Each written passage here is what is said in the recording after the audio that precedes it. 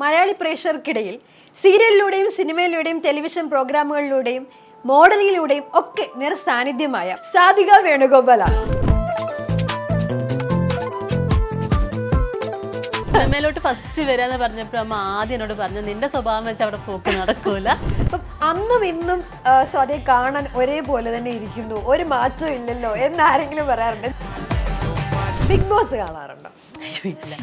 ആ ബിഗ് ബോസിൽ ഒരു ചാൻസ് കിട്ടിയാലേ പോകൂലേ?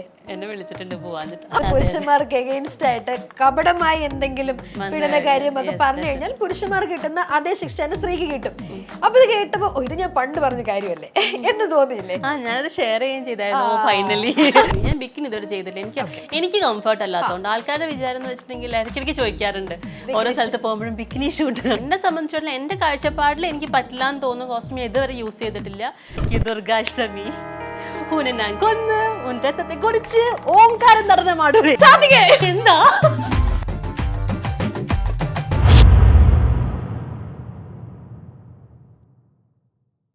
ഹലോ, നമസ്കാരം. This is Sanu Sathyan. Serial ടുഡേയുടെ പുതിയൊരു എപ്പിസോഡിലേക്ക് എല്ലാവർക്കും സ്വാഗതം. ഇന്ന് നമ്മളുടെ കൂടെയുള്ള ഗസ്റ്റ് മലയാളി പ്രേക്ഷകർക്കിടയിൽ സീരിയലിലൂടെയും സിനിമയിലൂടെയും ടെലിവിഷൻ പ്രോഗ്രാമുകളിലൂടെയും മോഡലിങ്ങിലൂടെയും ഒക്കെ നിറസാന്നിധ്യമായ ഏതൊരു വിഷയത്തിലും സ്വന്തമായ ഒരു ഒപ്പീനിയനുള്ള ആ ഒപ്പീനിയൻ ആറ് മുഖത്ത് നോക്കി ധൈര്യത്തോടെ വിളിച്ചു പറയുന്ന പുഞ്ചിരിയുടെ നിറകടമെന്നും രാജകുമാരിന്നും ഒക്കെ വിശേഷിപ്പിക്കാവുന്ന സാധിക വേണുഗോപാലാണ്. So welcome. Thank you Sanu. Hi. ആദ്യം തന്നെ പറയട്ടെ, പുഞ്ചിരി എല്ലാവരും പറയാറുണ്ട് ഏറ്റവും സൗന്ദര്യം ഏറ്റവും കൂടുതൽ തോന്നിക്കുന്നത് ചിരിക്കുമ്പോഴാണ്. ചിരിയാണ് സൗന്ദര്യ രഹസ്യം. ഞാൻ സ്വന്തമായിട്ട് പറയാറുണ്ട്. അല്ല, എല്ലാവർക്കും ഇഷ്ടമാണ് ചിരി. ചിരിക്കുമ്പോഴാണ് കൂടുതൽ ഭംഗി എന്ന് എല്ലാവരും പറയാറുണ്ട് അല്ലേ? ഭംഗിയുടെ കാര്യം പറയുമ്പോൾ ഞാൻ ഏറ്റവും കൂടുതൽ സാധിക കണ്ടിട്ടുള്ള സാരി ഉടുത്തിട്ടാണ് സോഷ്യൽ മീഡിയയിലൊക്കെ. ഇപ്പൊ സാധിക്ക് ഏറ്റവും ഇഷ്ടപ്പെട്ട വസ്ത്രം സാരിയാണോ? എനിക്ക് എൻ്റെ പേഴ്സണൽ ഫേവറേറ്റ് സാരിയാണ്. മിക്കതും എവിടെ പോകുമ്പോഴും എപ്പോഴും ഒരു എന്തെങ്കിലും ഒരു പ്രോഗ്രാം എന്ന് പറഞ്ഞാൽ ഫസ്റ്റ് ഞാൻ ഓപ്റ്റ് ചെയ്യുന്നത് സാരി ആയിരിക്കും. കോൺഫിഡൻസ് എന്ന് പറയുന്ന സാരിയാണ്. എനിക്ക് ഏറ്റവും കൂടുതൽ എൻ്റെ കയ്യിലുള്ള കളക്ഷനും സാരി. അതാ ഞാൻ ഒരു ഇന്റർവ്യൂല് കേട്ടിട്ടുണ്ട് 10,000 സാരികൾ. അത് പണ്ടാണ്, ഇപ്പൊ എന്തായാലും 10,000 കൂടി കാണും എന്നാണ് പറയുന്നത്. അത്രയ്ക്കൊന്നും ഞാനിന്ന് പ്രതീക്ഷിച്ചത് ഇന്ന് സാരിയിൽ വരും. സൽവാറിലും സുന്ദരിയായിട്ടുള്ള മൊത്തത്തിൽ അങ്ങനെ ഒരു മോഡൽ ഇരിക്കുകയായിരുന്നു. ട്രാവൽ ചെയ്യുന്നുണ്ടല്ലേ? ഓക്കെ. അപ്പം സിനിമയിലോട്ട് ആദ്യം വരുന്ന സിനിമയിലോട്ടാണോ സീരിയലിലാണോ എന്തിനാണ് ആദ്യമായിട്ട് മുഖം കാണിക്കുന്നത്? സ്റ്റാർട്ട് ചെയ്യുന്നത് മോഡലിംഗ്. ആക്ച്വലി മോഡലിംഗ് ആണല്ലേ? എത്ര വർഷം മുമ്പാണ്? 2007 മോഡലിംഗ് സ്റ്റാർട്ട് ചെയ്തത്. ഓക്കെ. Long journey. അതെ, തീർച്ചയായിട്ടും 10-14 വർഷത്തോളമായി. അതിനുശേഷം സിനിമ, പിന്നെ സീരിയൽ. സിനിമയ്ക്ക് ശേഷം സീരിയൽ. ഓക്കെ. ഇപ്പം സിനിമയോടുള്ള ആഗ്രഹം കൊണ്ടാണ് മോഡലിംഗിൽ എത്തിയതല്ലേ? സത്യം പറഞ്ഞല്ല. ഞാൻ ആക്ച്വലി മോഡലിംഗിലേക്ക് വന്നത് ഒട്ടും പ്രതീക്ഷിക്കാതെ വന്നതാണ്. കാര്യം എന്താ വെച്ചിട്ടുണ്ടെങ്കിൽ എൻ്റെ അച്ഛനും അമ്മയൊക്കെ ഈ ഫീൽഡ് തന്നെയായിരുന്നു. അച്ഛൻ ഡയറക്ടറായിരുന്നു, അമ്മ ആർട്ടിസ്റ്റ് ആയിരുന്നു. അപ്പം ചെറുപ്പം തൊട്ടേ വീട്ടിൽ ഈ പരിപാടികൾ അച്ഛൻ ക്യാമറയായിട്ട് നടക്കുന്നത് കാണാണ്ട് അപ്പം തൊട്ടേ എനിക്കിങ്ങനെ പോസിങ് അങ്ങനത്തെ സംഭവങ്ങൾ ചെറുതായിട്ട് ഇഷ്ടമാണ്. പക്ഷെ എനിക്ക് ഭയങ്കര മടിയായിരുന്നു. ഭയങ്കര ദേഷ്യമായിരുന്നു. കാരണം എൻ്റെ അടുത്ത് പോസ് ചെയ്യുന്നൊക്കെ പറഞ്ഞു കഴിഞ്ഞാൽ ഞാൻ പറഞ്ഞ സമയത്തിനുള്ള കാര്യം നടന്ന് എനിക്ക് പോകണം, അല്ലെങ്കിൽ പിന്നെ ഞാൻ തെറ്റി ഫുൾ പ്രശ്നമാണ്. അച്ഛൻ്റെ ഒരു സിനിമ ഉണ്ടായിരുന്നു സ്നേഹദൂത് എന്ന് പറഞ്ഞിട്ട്. ആ മൂവി റിലീസ് ചെയ്തിട്ടില്ല. അപ്പം അതിൻ്റെ ഷൂട്ട് നടക്കുമ്പോൾ അത് നമ്മുടെ സുധീഷ് ഏട്ടനുണ്ടല്ലോ, സുധീഷ് ഏട്ടൻ പിന്നെ നീൻ ചേച്ചി ഇവരൊക്കെയാണ് അഭിനയിക്കുന്നത്. അപ്പം അവരുടെ കൂടെ കാപ്പാടൊക്കെ ഇതേപോലെ തന്നെ ഒരു സീനൊക്കെ ഉണ്ടായിരുന്നു. അപ്പം അതിൽ ഒരു കുട്ടിയായിട്ട് എന്നെയും വെച്ചിട്ടുണ്ടായിരുന്നു. അപ്പം റസാഖ് കോട്ടക്കൽ എന്ന് പറഞ്ഞിട്ട് നമുക്ക് പണ്ടൊരു ഫോട്ടോഗ്രാഫർ ഉണ്ടായിരുന്നു. പുള്ളി ഫേമസ് ഫോട്ടോഗ്രാഫർ ആയിരുന്നു. അപ്പം പുള്ളിയാണ് ഫോട്ടോ ഒക്കെ എടുക്കാറ്. അപ്പോൾ എൻ്റെ കയ്യിൽ ഇപ്പോഴും വീട്ടിൽ കുറേ ആൽബത്തിൽ ഈ പഴയ കുറേ ഫോട്ടോസ് ഇരിപ്പുണ്ട്. അതിൽ കാണാം അമ്മ എന്നെ വന്ന് സമാധാനിപ്പിക്കാൻ വരുന്നത്. ഞാൻ ഈ വെയിലത്തൊന്നും അധികം നേരം ഞാൻ ഇരിക്കൂല. അപ്പം അങ്ങനെയൊക്കെയായിരുന്നു. അപ്പോൾ ദേഷ്യം പിടിച്ചിറങ്ങി പിണങ്ങിയിരിക്കുന്നൊക്കെ കുറേ ഫോട്ടോസ്. അപ്പോൾ അത് കാണുമ്പോൾ അമ്മ പറയും പണ്ടൊക്കെ തന്നെ ദേഷ്യം. ഞാൻ സിനിമയിലോട്ട് ഫസ്റ്റ് വരാമെന്ന് പറഞ്ഞപ്പോൾ അമ്മ ആദ്യം എന്നോട് പറഞ്ഞു നിന്റെ സ്വഭാവം വെച്ച് അവിടെ പോക്ക് നടക്കൂല, നല്ല ക്ഷമ വേണ്ട സ്ഥലമാണ്. ചിലപ്പോൾ ഇന്ന് പോയാൽ ഷൂട്ട് ചിലപ്പോൾ നടന്നില്ല എന്ന് വരും, ചിലപ്പോൾ നാളെ ആയിരിക്കും മേക്കപ്പ് ഇട്ട് ഇരിക്കേണ്ടി വരും. അങ്ങനെയൊക്കെ ഉള്ള സ്ഥലമാണ്, നിനക്ക് പറ്റുമോ നോക്കിയിട്ട് മാത്രമേ പണിക്ക് ഇറങ്ങിയാൽ മതി എന്നാണ് ഫസ്റ്റ് സിനിമയുടെ കോള് വന്നത്. പോർക്കുട്ടോ ഓർമ്മക്കൂട്ടോ. അപ്പോൾ അതിലേക്ക് കോള് വന്ന സമയത്ത് അമ്മേനെ വിളിച്ചു ചോദിച്ചപ്പോൾ ഫസ്റ്റ് പറഞ്ഞ ഡയലോഗ് പോണ്ടാന്നോ ഒന്നുമല്ല, ഫസ്റ്റ് ഡയലോഗ് ഇതായിരുന്നു, നിനക്ക് പറ്റുന്ന പണിയല്ല, ക്ഷമയുള്ളവർക്ക് എന്നിട്ട് പറ്റുന്ന പണിയാണെന്ന് തെളിയിക്കാൻ പറ്റും. അല്ല, എനിക്ക് ആക്ച്വലി ക്ഷമ എന്ന് വെച്ചാൽ ക്ഷമയുണ്ടായിരുന്നു. ക്ഷമ ബാക്കി കാര്യങ്ങൾക്കൊക്കെ ഉണ്ട്. പിന്നെ പക്ഷെ ഞാൻ ഗ്രാജുവലി നമ്മളുടെ ഒരു മെച്യൂരിറ്റി എന്നൊക്കെ പറയുന്ന സംഭവം, നമ്മൾ ഓരോരോ വളർച്ച അനുസരിച്ച് നമ്മുടെ ക്യാരക്ടർ മാറുമല്ലോ. അപ്പൊ ഇപ്പൊ എനിക്ക് ഏറ്റവും കൂടുതലുള്ള ക്ഷമയാണ്. അപ്പൊ അതുകൊണ്ട് പിന്നെ അഡ്ജസ്റ്റ് ആയി അല്ലേ, പുതിയ ഇൻഡസ്ട്രി വന്നപ്പോഴത്തേക്ക് അഡ്ജസ്റ്റ് ആയി. അപ്പൊ ആദ്യത്തെ മൂവി ഏത് വർഷം ചെയ്യുന്നത്? ഫസ്റ്റ് ഫിലിം ആക്ച്വലി 2010-ൽ. ഓക്കെ, അപ്പൊ എത്ര മൂവി ചെയ്തതാണ്? ഞാനിപ്പോ ഒരു 15+ ഫിലിംസ് ചെയ്തിട്ടുണ്ട്. ഓ ആണല്ലേ. ഓക്കെ, അതിൽ ഏറ്റവും ഇഷ്ടപ്പെട്ട റോൾ അല്ലെങ്കിൽ സ്വന്തം ക്യാരക്ടറുമായിട്ട് മാച്ച് ചെയ്യുന്ന റോൾ ചെയ്തിട്ടുണ്ടോ? സ്വന്തം ക്യാരക്ടറായിട്ട് മാച്ച് ചെയ്യുന്ന റോൾ അങ്ങനെ ഞാൻ ചെയ്തിട്ടില്ല. എല്ലാം എന്നെക്കാളും മെച്യൂർഡ് ആയിട്ട് ഞാൻ തുടങ്ങിയത് തന്നെ അങ്ങനെയായിരുന്നു. കാരണം ഫസ്റ്റ് ഫിലിമിൽ സിദ്ദിഖേട്ടന്റെ വൈഫ്, സെക്കൻഡ് മൂവിയിലോട്ട് വന്നപ്പോഴത്തേക്കും കലികാലം എന്ന് പറഞ്ഞിട്ടൊരു ഫിലിം അശോകേട്ടന്റെ വൈഫ്, പിന്നെ അത് കഴിഞ്ഞപ്പം ഒരു മൂവി മണിച്ചേട്ടന്റെ പേരായിട്ട് ഹീറോയിനായിട്ട് MLA മണി 10ാം ക്ലാസ്സും ക്രിസ്ത്യൻ ചെയ്തു. അത് കഴിഞ്ഞ് അഗെയിൻ എൻ്റെ സിനിമ എന്ന് പറഞ്ഞാൽ മുകേഷ് ചേട്ടൻ്റെ വൈഫ്. അപ്പോൾ എല്ലാം ഒരു വൈഫ് കൈൻഡ് ഓഫ് ക്യാരക്ടറാണ്. ഞാനത് സിനിമ ചെയ്യുന്നതും എനിക്ക് തോന്നുന്നു ഞാനൊരു 22 വയസ്സോ അങ്ങനെ ഉള്ളപ്പോഴാണ് ഫിലിം ചെയ്യുന്നത്. ആ സമയത്ത് എല്ലാം ഞാൻ ചെയ്തിരിക്കുന്നത് എന്നെക്കാളും വലിയ ഇതിലുള്ള ക്യാരക്ടേഴ്സ് ആയിരുന്നു. അപ്പൊ അതുകൊണ്ട് എനിക്ക് അതിന് ശേഷം പിന്നെ ഒരു ബാക്കോട്ടൊരു തിരിഞ്ഞു നോട്ടുണ്ടായിരുന്നു. അപ്പൊ അങ്ങനത്തെ ഒരു ക്യാരക്ടറോ അല്ലെങ്കിൽ ഒരു ഫ്രണ്ട് ആയിട്ടുള്ള ക്യാരക്ടർ, സിസ്റ്റർ ക്യാരക്ടർ, അങ്ങനത്തെ സംഭവങ്ങളൊന്നും ഞാൻ ഇതുവരെ സിനിമയിലൊന്നും ചെയ്തിട്ടില്ല. പണ്ട് സീരിയൽ അഭിനയിച്ചിട്ടില്ലേ? സീരിയലിൽ സിനിമയ്ക്ക് ശേഷം, സിനിമയുടെ ഒരു 5 സിനിമ കഴിഞ്ഞപ്പം ആണ് എനിക്ക് പട്ടുസാരി എന്ന് പറയുന്ന സീരിയല് ഫസ്റ്റിൽ എനിക്ക് വരുന്നത്. AM നസീർ ആയിരുന്നു അതിൻ്റെ ഡയറക്ടർ. മനോരമയുടെ ഭയങ്കര പ്രസ്റ്റീജിയസ് ആയിട്ടുള്ള ഒരു പ്രൊജക്റ്റ് ആയിരുന്നു. കാരണം കുട്ടനാട്ടിലൂടെ തോണി തുഴഞ്ഞ് സാരി വിൽക്കുന്ന ഒരു ക്യാരക്ടർ എന്ന് പറയുന്നത് അത് അത്രയും എല്ലാ ആൾക്കാരും. അപ്പം ഞാനത് സിനിമ മാത്രം ചെയ്യാന്നുള്ളതിൽ നിൽക്കുമ്പോഴാണ് ഇങ്ങനെ സീരിയൽ വരുന്നത്. അപ്പം ഞാൻ ആലോചിച്ചതായിരുന്നു, കാരണം നമുക്ക് കിട്ടുന്നൊരു ഓപ്പർച്യൂണിറ്റിയാണ്. അപ്പോൾ അതിൽ ഇങ്ങനത്തെ ഒരു ക്യാരക്ടർ ചിലപ്പോൾ ഞാൻ എത്ര കാലം എടുത്താലും ചിലപ്പോൾ സിനിമയിൽ, കാരണം ഒന്നാമത് ഞാൻ പറഞ്ഞില്ല ഞാൻ സിനിമയിലേക്ക് കാല് വെച്ചതേ അമ്മ അങ്ങനത്തെ വൈഫായിട്ടുള്ള ക്യാരക്ടറൊക്കെയാണ്. അപ്പം അവിടുന്ന് ഒരു മെയിൻ ലീഡ് ക്യാരക്ടർ എനിക്ക് ഉണ്ടാവും എന്നുള്ള എക്സ്പെക്ടേഷൻ എനിക്കില്ല. കാരണം നമുക്ക് എപ്പോഴും മലയാള സിനിമയ്ക്ക് ഒരു പ്രത്യേകത ഉണ്ട്, നമ്മളൊരു സാധനം തുടങ്ങിക്കഴിഞ്ഞാൽ അത് ഒരു പാറ്റേൺ ആയി മാറുന്ന. അതായത് ഇപ്പൊ നമ്മൾ അമ്മയായിട്ട് തുടങ്ങിയാൽ പിന്നെ അമ്മയായിട്ട് മാത്രമായിരിക്കും നമുക്ക് കോള്, ഭാര്യയായിട്ട് തുടങ്ങിയാൽ ഭാര്യയായിട്ട് മാത്രമായിരിക്കും. അപ്പൊ ഞാൻ കാര്യം ആദ്യമേ എടുത്തു വെച്ചാൽ അങ്ങോട്ടായതുകൊണ്ട് എനിക്കറിയാം ഇനിയിപ്പോൾ അതേ ഉണ്ടാവുള്ളൂ. അപ്പം എനിക്ക് ഇങ്ങനെ ഒരു സാധനം പ്രസന്റ് ചെയ്യാൻ ആക്ച്വലി ഈ ഒരു പ്ലാറ്റ്ഫോം നല്ലതാന്ന് തോന്നിയിട്ടാണ് ഞാൻ ജോയിൻ ചെയ്യുന്നത്. പക്ഷെ നല്ല പ്രോജക്റ്റ് ആയിരുന്നു. കാരണം എനിക്ക് തോന്നുന്നു അതിലൂടെയാണ് എനിക്കും സാരിനോട് ഇത്ര ഇഷ്ടം വന്നത്. ആളുകളും എന്നെ സാരിയായിട്ട് കാരണം എല്ലാ ആൾക്കാരും എന്നെ പട്ടുസാരി അല്ലെങ്കിൽ താമര എന്നായിരുന്നു ക്യാരക്ടറിന്റെ പേര്. പിന്നെ അതിൽ ഒരു ഓട്ടിസം ബാധിച്ചൊരു പയ്യനെ ആണ് കല്യാണം കഴിക്കുന്നത്. അപ്പം ആ പയ്യൻ എന്നെ വിളിച്ചോണ്ടിരുന്നത് കല്യാണ പെണ്ണെന്നായിരുന്നു. അപ്പൊ ഈ പേരുകളിലായിരുന്നു. ഇപ്പോഴും എനിക്ക് തോന്നുന്നു ഞാൻ പല സ്ഥലത്തും പോകുമ്പോൾ ആൾക്കാർ എന്നെ വന്ന് സംസാരിക്കുന്നത് താമരയല്ലേ അല്ലെങ്കിൽ കല്യാണ പെണ്ണല്ലേ എന്ന് ചോദിച്ചാൽ, അന്നൊക്കെ ചെറിയ കുട്ടികളായിരുന്ന ആൾക്കാർക്ക് ഇപ്പൊ വലുതായി കോളേജിൽ പഠിക്കുന്ന പ്രായമൊക്കെ. അപ്പൊ അവര് പറഞ്ഞ മനസ്സിൽ നിൽക്കുന്ന ഒരു റോൾ തന്നെയാണ്. തീർച്ചയായിട്ടും എനിക്ക് ഒത്തിരി ഇഷ്ടപ്പെട്ട, മനസ്സിനോട് ചേർന്ന് നിൽക്കുന്ന ഒരു ഇഷ്ടപ്പെട്ട റോള് താമര റോള്. അത് സീരിയലില്. സിനിമയിലേക്ക് വന്നു കഴിഞ്ഞാൽ എനിക്ക് നമ്മുടെ പാപ്പലിന് ചെയ്ത ക്യാരക്ടർ എനിക്ക് ഇഷ്ടമായിരുന്നു. കാരണം അതിലൊരു പോലീസ് ക്യാരക്ടർ ആണെങ്കിൽ പോലും അതിലൊരു ഡിഫറെന്റ് ക്യാരക്ടറായിട്ട് ഒരു ഉമ്മയുടെ ക്യാരക്ടറും കൂടി, ഉമ്മച്ചിയുടെ ഒരു ക്യാരക്ടറും കൂടി ചെയ്തിരുന്നു. അതായത് മാളവികയുടെ അമ്മയായിട്ടൊരു ക്യാരക്ടർ.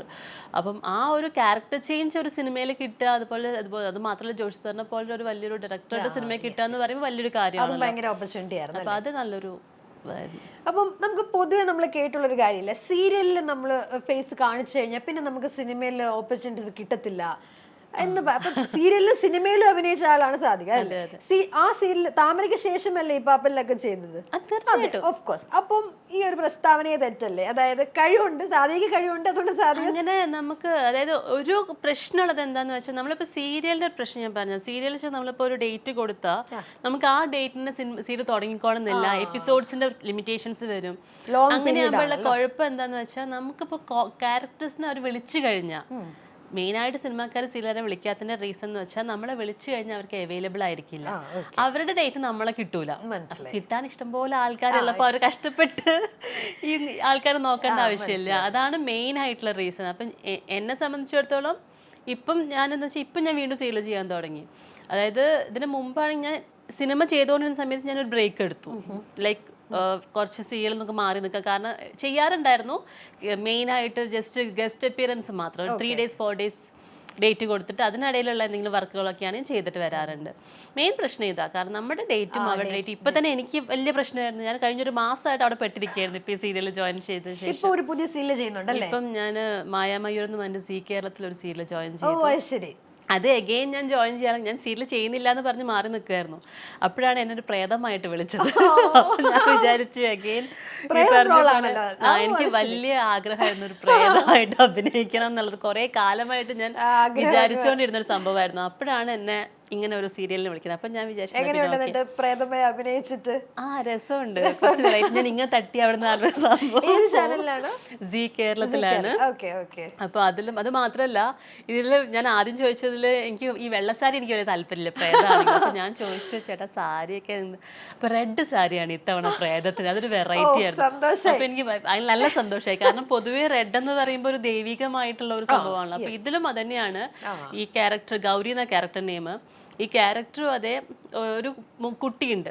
അപ്പൊ കുട്ടീനെയും ഹസ്ബൻഡിനെയും സംരക്ഷിക്കാൻ വേണ്ടി വരുന്ന ഒരു ലേഡി. അപ്പൊ അത് കാരണം ഒരു അമ്മയുടെ പ്രതീകമായിട്ടാണ് ഇത് കാണിച്ചിരിക്കുന്നത്. അപ്പൊ ആള് ഗോസ്റ്റാന്നേ ഉള്ളൂ.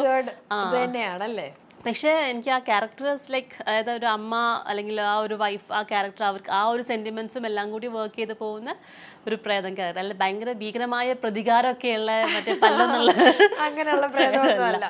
പക്ഷെ എന്നാലും ഈ പറഞ്ഞ പോലെ കുറച്ച് ഹെവി ആയിട്ടുള്ള ക്യാരക്ടറാണ്. കാരണം നമ്മൾ കുറച്ചും കൂടി ഈ ദേഷ്യം, എനിക്ക് ഇപ്പൊ നേരത്തെ തുടങ്ങിയപ്പോൾ നമ്മൾ സംസാരിച്ചു കാരണം ചിരിയുടെ കാര്യം. എനിക്ക് ഈ സീരിയൽ കണ്ടിട്ട് കുറെ ആൾക്കാർ എനിക്ക് കമന്റ് അയച്ചു എനിക്ക് ഗൗരിനെ ഇഷ്ടമല്ല. പക്ഷെ ഞാൻ എന്ത് പറ്റി, ഗൗരി ചിരിക്കാറില്ല, കാരണം അതിങ്ങനെ ചിരിക്കുന്ന ഫേസാണ് ഇഷ്ടം. പക്ഷെ ഇതിൽ ഭയങ്കര ക്രൂരമായ അല്ലെങ്കിൽ അങ്ങനത്തെ ഫേസ് ഭയങ്കര എപ്പോഴും ദേഷ്യമാണ് കാണുന്നത്. അപ്പൊ അത് എനിക്കാണെങ്കിൽ പൊതുവേ ദേഷ്യം ക്യാരി ചെയ്യാൻ കുറച്ച് ബുദ്ധിമുട്ടാണ്. കാരണം ഞാൻ ചിരിച്ച് നടന്നിട്ട് അതെനിക്ക് കുറച്ച്, അതായത് മാനസികമായി പറഞ്ഞ ഉള്ളിന്ന് ഇത് എടുത്തു വരാന്ന് പറഞ്ഞാൽ ഭയങ്കര പ്രഷറാണ് ആക്ച്വലി. ചില ഈ ദേഷ്യ ഫ്രസ്ട്രേഷനും ഈ അടിയും ബഹളമൊക്കെ കഴിഞ്ഞ് കഴിഞ്ഞാൽ പിന്നെ കുറെ നേരം ഞാൻ മൊത്തം ടയേർഡായിട്ട് ഇങ്ങനെ ഇരിക്കും. എന്നാലും പുതിയ റോൾ ആയതുകൊണ്ട് അത് മാക്സിമം എഫേർട്ട് നല്ലപോലെ ചെയ്യുന്നത്, ഇൻട്രസ്റ്റിംഗ് ആയിട്ട് തന്നെ ചെയ്യുന്നല്ലേ. അപ്പം അന്നും ഇന്നും സ്വാതിയെ കാണാൻ ഒരേപോലെ തന്നെ ഇരിക്കുന്നു, ഒരു മാറ്റം ഇല്ലല്ലോ എന്ന് ആരെങ്കിലും പറയാറുണ്ട്? ഇതിന് പ്രത്യേക ഡയറ്റ് ഉണ്ടോ അതോ എക്സസൈസ് ചെയ്തിട്ടാണോ? ഒന്നുമില്ല. ഇല്ല, ആക്ച്വലി വീട്ടിൽ അങ്ങനെ ഇരിക്കുന്നുണ്ടെങ്കിൽ ടച്ച് ഫുഡ് നല്ല ഭാഗ്യമാണ്. ആരും പറയാറില്ലേ അത്? ഇടയ്ക്കൊക്കെ അന്നും ഇന്നും ഒരേപോലെ തന്നെയാണ് കാണാനിരിക്കുന്നത്. ഞാൻ പ്രത്യേകിച്ചൊന്നും അങ്ങനെ ചെയ്തിട്ടൊന്നുമല്ല. അപ്പൊ ഒരു ഡയറ്റും ഇല്ലാതെ ഒരു എക്സസൈസും ഇല്ലാതെ സൗന്ദര്യം നിലനിർത്തുന്ന ആളാണ് സാധിക വേണുഗോപാൽ. എനിക്ക് വേണ്ട കാര്യങ്ങളെല്ലാം, എനിക്ക് ഇഷ്ടപ്പെട്ട സംഭവങ്ങളെല്ലാം ഞാൻ കഴിക്കാറുണ്ട്. പിന്നെ എന്താന്ന് വെച്ചാൽ വലിച്ചു വാരി കഴിക്കുന്ന സ്വഭാവം പൊതുവേ എനിക്കില്ല. അതായത് വെറുതെ വേണ്ടാതെ കഴിക്കുന്ന പരിപാടിയും അല്ലെങ്കിൽ എന്തും അങ്ങനെയൊന്നുമല്ല. ഞാൻ കഴിക്കുന്ന, എനിക്ക് ഇഷ്ടപ്പെടുന്ന സാധനങ്ങളെല്ലാം ഞാൻ കഴിക്കാറുണ്ട്. അതിപ്പോൾ ചോക്ലേറ്റ് ആയിക്കോട്ടെ, ഐസ്ക്രീം ആയിക്കോട്ടെ, എന്തായാലും പൊതുവെ ആൾക്കാർ അതൊക്കെയാണല്ലോ. പിന്നെ ഇപ്പം പഞ്ചസാര പൊതുവെ എനിക്ക് അത്ര താല്പര്യമുള്ള ആളല്ല. അപ്പൊ അതുകൊണ്ട് ഷുഗർ കട്ട് ഞാൻ ചെയ്യാറുണ്ട്. അതായത് നമ്മുടെ ജ്യൂസസിലൊന്നും അങ്ങനെ ജ്യൂസ്, കോഫി ഒക്കെ മാക്സിമം അനാവശ്യമായിട്ട് ചോക്ലേറ്റ് കഴിക്കാറുണ്ട്. അതുകൊണ്ട് അതനുസരിച്ച് ബാലൻസ് ചെയ്ത് പോവാറുണ്ട്. ബിഗ് ബോസ് കാണാറുണ്ടോ? അയ്യോ ഇല്ല, കാണാറില്ല. അയ്യോ, ആ ബിഗ് ബോസിൽ ഒരു ചാൻസ് കിട്ടിയാലേ പോകൂലേ? എന്നെ വിളിച്ചിട്ടുണ്ട് പോവാന്നിട്ട്. അപ്പൊ ബിഗ് ബോസിൽ പോകാൻ താല്പര്യമില്ല? എനിക്കില്ല. കാരണം വേറെ ഒന്നുമല്ല, അതായത് എൻ്റെ ക്യാരക്ടറിന് പൊതുവെ ആൾക്കാർ പറയാറുണ്ട് ആ ഒരു പ്ലാറ്റ്ഫോം പോയി കഴിഞ്ഞാൽ നമ്മുടെ ക്യാരക്ടർ മാറും അങ്ങനെ ഇങ്ങനെ. അപ്പോൾ എനിക്ക് അങ്ങനത്തെ ഒരു പേടിയോ സംഭവം കൊണ്ടല്ല, ഞാൻ അതിൻ്റെ ഇടയ്ക്ക് ഒരിക്കൽ ഇതുപോലെ പോകുന്നതിനെ പറ്റി ആലോചിക്കുകയും ചെയ്തു. കാരണം അത്യാവശ്യം നല്ല പേയ്മെന്റ് ഉള്ള വർക്കാണ്. അപ്പോൾ അത് കാരണം ഞാനിങ്ങനെ ഫെയിം നമുക്ക് പറയാൻ പറ്റില്ല. അത് ഇപ്പം നമ്മൾ അവിടെ പോയി കഴിഞ്ഞാൽ എന്താണ്, കാരണം എല്ലാ ആൾക്കാരും ആൾക്കാരുടെ എക്സ്പെക്ടേഷൻ ഉണ്ട് ഓരോ ക്യാരക്ടർ. ഇപ്പം നമ്മളെപ്പോലുള്ള ആൾക്കാരെ വെച്ച് നോക്കുമ്പോൾ പുതിയ കുട്ടികൾ വരുമ്പം അവരെ ആൾക്കാർക്ക് അറിയില്ല, അതിനകത്തുനിന്നാണ് കാണുന്നത്. അവരുടെ ബേസിക് ക്യാരക്ടർ എന്താണെന്ന് അറിയില്ല, നേച്ചർ ഒന്നും അറിയില്ല. പക്ഷെ നമ്മളൊക്കെ എന്ന് വെച്ചിട്ടുണ്ടെങ്കിൽ നോർമലായിട്ട് ഇൻ്റർവ്യൂയിലൂടെയും അല്ലെങ്കിൽ അല്ലാതെയൊക്കെ ആൾക്കാർ കണ്ടിട്ട് ആണ് അവിടെ എത്തുന്നത്. അപ്പോൾ ഇവരൊക്കെ ഒരു എക്സ്പെക്റ്റേഷൻ ഉണ്ട്. അപ്പം അവരുടെ ചിലപ്പം നമ്മളിപ്പോൾ നോർമൽ ക്യാരക്ടേഴ്സിലായാലും പോലും പലപ്പോഴും ഇപ്പോൾ ഇൻ്റർവ്യൂവിലാണെങ്കിൽ പോലും ഇപ്പോൾ ഞാൻ പറയുന്ന ചില കാര്യങ്ങൾ ഇഷ്ടപ്പെടാത്ത ആൾക്കാരുണ്ടാവും. ഓരോ ആൾക്കാരുടെ പെർസ്പെക്റ്റീവ് ഓരോന്നാണല്ലോ. അപ്പം അതേ ഇത് അവിടെയും കാണും. അതാകുമ്പം കൂടുതലാണ് ഈ പറഞ്ഞ പോലെ ഒരു റീച്ചും എല്ലാം കൂടുതലാണ്. പിന്നെ നമ്മൾ അവിടെ ഓരോ സിറ്റുവേഷൻ എങ്ങനെയാണ് ഹാൻഡിൽ ചെയ്യുന്നതെന്ന് പറയാൻ പറ്റില്ല. അപ്പോൾ അതനുസരിച്ചിട്ട് ഈ കാര്യങ്ങൾ അങ്ങോട്ടും ഇങ്ങോട്ടൊക്കെ മാറാം. അപ്പം അതെല്ലാം കൂടെ നോക്കിക്കഴിഞ്ഞപ്പോൾ ഞാൻ പിന്നെ വിചാരിച്ചു ലൈക്ക് എനിക്ക് മെയിൻ പ്രശ്നം എന്ന് വെച്ചാൽ എഗെയിൻ ഇതൊരു 3 മാസത്തെ കമ്മിറ്റ്മെൻ്റ് ആണ്. പക്ഷെ എനിക്ക് തോന്നുന്നത് സാധിക എന്ത് വിഷയം ഉണ്ടെങ്കിലും സ്വന്തമായ ഒരു ഒപ്പീനിയൻ ഉള്ള ആണല്ലോ. അപ്പം ആ ഒപ്പീനിയൻ പറയുകയും ചെയ്യും. അപ്പൊ അങ്ങനെയൊക്കെയുള്ള ഒരാൾക്ക്, അതായത് ഒരു ഫേക്ക് ഒന്നും ഇല്ലാതെ നിൽക്കുന്ന ഒരാൾക്ക് പറ്റിയൊരു പ്ലാറ്റ്ഫോമാണ് ബിഗ് ബോസ്. അത് കാരണം തോന്നുന്നു അവിടുന്ന് കൂടുതലും അവർ അപ്രോച്ച് ചെയ്യാറും. കാരണം എന്താണെന്ന് വെച്ചിട്ടുണ്ടെങ്കിൽ അതായത് ഞാൻ പറഞ്ഞു എനിക്ക് അതുകൊണ്ട് ആ പേടിയല്ല. കാരണം ഞാൻ അവിടെ പോയിട്ട് എൻ്റെ ക്യാരക്ടറിന് തിരിച്ചിറങ്ങുമ്പോൾ ആൾക്കാർ വേറെ എന്ത് കാണും എന്നുള്ള ടെൻഷൻ എനിക്ക് ഇല്ല. ആക്ച്വലി ഞാൻ എന്താന്നുള്ളത് നോർമലി ആളുകൾക്ക് അറിയുന്നത്. അപ്പോൾ അതുകൊണ്ട് അതിൽ പ്രത്യേകിച്ച് മാറ്റമൊന്നും വരാനില്ല ഇനി. കാരണം എൻ്റെ ദേഷ്യമാണെങ്കിലും എൻ്റെ ഫ്രസ്ട്രേഷൻ ആണെങ്കിലും എല്ലാം ആൾക്കാർ പല രീതിയിലായിട്ട് കണ്ടിട്ടുണ്ട്. അപ്പോൾ അതന്നെ അവിടെയും കാണിക്കാനുള്ളൂ. പക്ഷേ ഇതാണ് എൻ്റെ മെയിൻ പ്രശ്നം. കാരണം പോയി കഴിഞ്ഞാൽ നമുക്ക് കുറച്ച് സമയം നമ്മൾ അതിനായിട്ട് മാറ്റി വെച്ച് കംപ്ലീറ്റ് ആയിട്ട് അതിലേക്ക് ഇറങ്ങിയിട്ട് ഞാൻ പോവാൻ ആലോചിച്ചത് ഒരു സമയത്ത് എപ്പോഴായിരുന്നു വെച്ചാൽ ഈ കോവിഡ് കഴിഞ്ഞ് ഇറങ്ങിക്കഴിഞ്ഞപ്പം എന്തായാലും കുറച്ചു കാലം വീട്ടിലിരുന്ന് ശീലമായി. അപ്പൊ എങ്കിൽ പിന്നെ ഇനി കുറച്ചു കാലം ഫോണും കൂടി, കോവിഡ് സമയത്ത് നമുക്ക് ഫോണുണ്ട്, അവിടെ കയറുമ്പോൾ ഫോണില്ല. അപ്പൊ അതൊക്കെ മാറ്റി വെച്ച് കുറച്ച് ദിവസം മാറി നിൽക്കാനൊരു ഓപ്ഷനാണ് ആ ഒരു ഇത്. കാശ് ഇങ്ങോട്ട് കിട്ടുകയും ചെയ്യും. ആലോചിച്ചപ്പോഴാണ് രണ്ട് ഗുണമുണ്ടല്ലോ. മറ്റേ നമ്മൾ മാറ്റി വെച്ച് നമ്മൾ തന്നെ കാശ് ചെലവാക്കി എവിടെയെങ്കിലും പോകണം. ഇതതില്ലല്ലോ, ഒക്കെ ഇങ്ങോട്ട് കിട്ടുമല്ലോ, നമുക്ക് ചെലവൊന്നുമില്ല. അപ്പൊ അങ്ങനെ ആലോചിച്ചപ്പോഴാണ് ഞാനത് പോകുന്നതിനെ പറ്റി ആലോചിച്ചത്. പക്ഷെ ഉണ്ടാവില്ല. ഓക്കെ, ഇപ്പൊ ഇങ്ങനെ സ്വന്തമായി ഒപ്പീനിയൻ എന്തും പറയുമ്പോൾ ഇങ്ങനെ പലതവണ പല വിഷയങ്ങൾ വന്നപ്പോൾ സ്വന്തമായിട്ട് ഒപ്പീനിയൻ പറഞ്ഞിട്ടുണ്ടല്ലോ. അത് എപ്പോഴെങ്കിലും പ്രേക്ഷകർക്ക് ഒരു അനിഷ്ടം ഉണ്ടാകുന്ന രീതിയിലോ അല്ലെങ്കിൽ ബാഡ് കമന്റ്സ് വരുന്ന രീതിയിലോ ഒക്കെ മാറാം. ഇഷ്ടം പോലെ വരാറുണ്ട്, സ്വാഭാവികമാണെന്നല്ലേ, യൂഷ്വൽ കാര്യമാണ്. അതായത് അതേ നേരത്തെ പറഞ്ഞത്, അതായത് ഓരോ ആൾക്കാരുടെയും പെർസ്പെക്റ്റീവ് ഡിഫറെൻ്റ് ആയിരിക്കും. അപ്പം ഞാൻ പറയുന്ന കാര്യം എല്ലാ ആൾക്കാർക്കും ഒരുപോലെ എടുക്കാൻ പറ്റിക്കോണമെന്നില്ല. അപ്പോൾ എൻ്റെ ഒരു കമൻറ്റ് വരുന്ന സമയത്ത് പിന്നെ അത് മാത്രമല്ല, നമുക്ക് മെയിൻ പ്രശ്നം എന്താ വെച്ചാൽ ഞാനിപ്പോൾ സംസാരിച്ചുകൊണ്ടിരിക്കുന്നതിൻ്റെ ഇടയിലാണ് ഒരു കമൻറ്റ് അല്ലെങ്കിൽ സ്റ്റേറ്റ്മെൻറ്റ് പറയുന്നത്. അപ്പം മോൾ ചോദിച്ച ചോദ്യത്തിനുള്ള എൻ്റെ ആൻസർ ആവാം, അല്ലെങ്കിൽ അതിൻ്റെ എവിടെയെങ്കിലും കണക്ട് ചെയ്ത് വന്നിട്ടുള്ള സ്റ്റേറ്റ്മെൻ്റ് ആയിരിക്കാം. പക്ഷേ ഇതിപ്പം ഇത് ഇൻ്റർവ്യൂ കഴിഞ്ഞ് പുറത്ത് വന്ന് നിങ്ങൾ ഇൻ്റർവ്യൂവിൽ ഫുൾ അത് പ്ലേസ് ചെയ്യുന്നു. പക്ഷേ ഇതിൻ്റെ ഈ ഒരു സ്റ്റേറ്റ്മെൻറ്റ് മാത്രമാണ് പല ഓൺലൈൻ പോർട്രേറ്റ് ചെയ്യുന്നത്. അതായത് അവർ എഴുതുന്ന ആൾക്കാർ, ഇവർക്ക് ഇതാണ് തലക്കെട്ട്. ഈ തലക്കെട്ട് വരുമ്പോൾ ആൾക്കാർ ഈ തലക്കെട്ട് മാത്രമേ വായിക്കുള്ളൂ. അതിൻ്റെ കൂടെ കുറേ വേണ്ടാത്ത അല്ലെങ്കിൽ അവർക്ക് എങ്ങനെ അതിനെ എക്സ്പോസ് ചെയ്യാൻ പറ്റുമോ ആ രീതിയിലുള്ള ഫോട്ടോസും കൂടി വെച്ചിട്ട് പ്ലേസ് ചെയ്യുമ്പം ഈ ആൾക്കാർ വായിക്കുന്നത് ഈ തലക്കെട്ടും ഈ ഫോട്ടോയും മാത്രമായിരിക്കും. പിന്നെ അതിന് താഴത്തെ അത് എന്താന്ന് വായിച്ചു നോക്കിയിട്ടുണ്ടാവില്ല, അതിൻ്റെ ഉള്ളിലൊന്നും ഉണ്ടാവില്ല, ഇതൊന്നും വായിച്ചിട്ടുണ്ടാവില്ല. അത് വെച്ചിട്ടാണ് കമന്റ്സ് വരുന്നത്. അപ്പൊ പിന്നെ ചിലപ്പോൾ വീട്ടിലുള്ള ആൾക്കാർ ചെയ്ത് കേൾക്കുന്നുണ്ടോ, അമ്മയ്ക്കും അച്ഛനൊക്കെ ഫുള്ള് ഇപ്പൊ പിന്നെ യൂസ് ചെയ്യാം. ആദ്യമൊക്കെ പ്രശ്നമായിരുന്നു, ഇപ്പം പിന്നെ എന്താന്ന് വെച്ചാൽ ആരാന്ന് വെച്ചാൽ പറയട്ടെ എന്നുള്ള ആറ്റിറ്റ്യൂഡിലോട്ട് മാറി. ഇങ്ങനെ കമന്റ്സിന്റെ കാര്യം പറഞ്ഞപ്പോഴാണ് നമ്മൾ സാധാരണ പുരുഷന്മാരെ ചില മേഖലകളിൽ സ്ത്രീകൾ അങ്ങനെ സപ്പോർട്ട് ചെയ്യാറില്ല.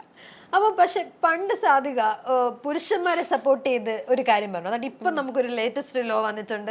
അതായത് പുരുഷന്മാർക്ക് എഗെയിൻസ്റ്റ് ആയിട്ട് കപടമായി എന്തെങ്കിലും പീഡന കാര്യമൊക്കെ പറഞ്ഞു കഴിഞ്ഞാൽ പുരുഷന്മാർക്ക് കിട്ടുന്ന അതേ ശിക്ഷ തന്നെ സ്ത്രീക്ക് കിട്ടും. അപ്പൊ ഇത് കേട്ടപ്പോ ഇത് ഞാൻ പണ്ട് പറഞ്ഞ കാര്യമല്ലേ എന്ന് തോന്നിയില്ലേ? ഞാനത് ഷെയർ ചെയ്യുകയും ചെയ്തായിരുന്നു. ഫൈനലി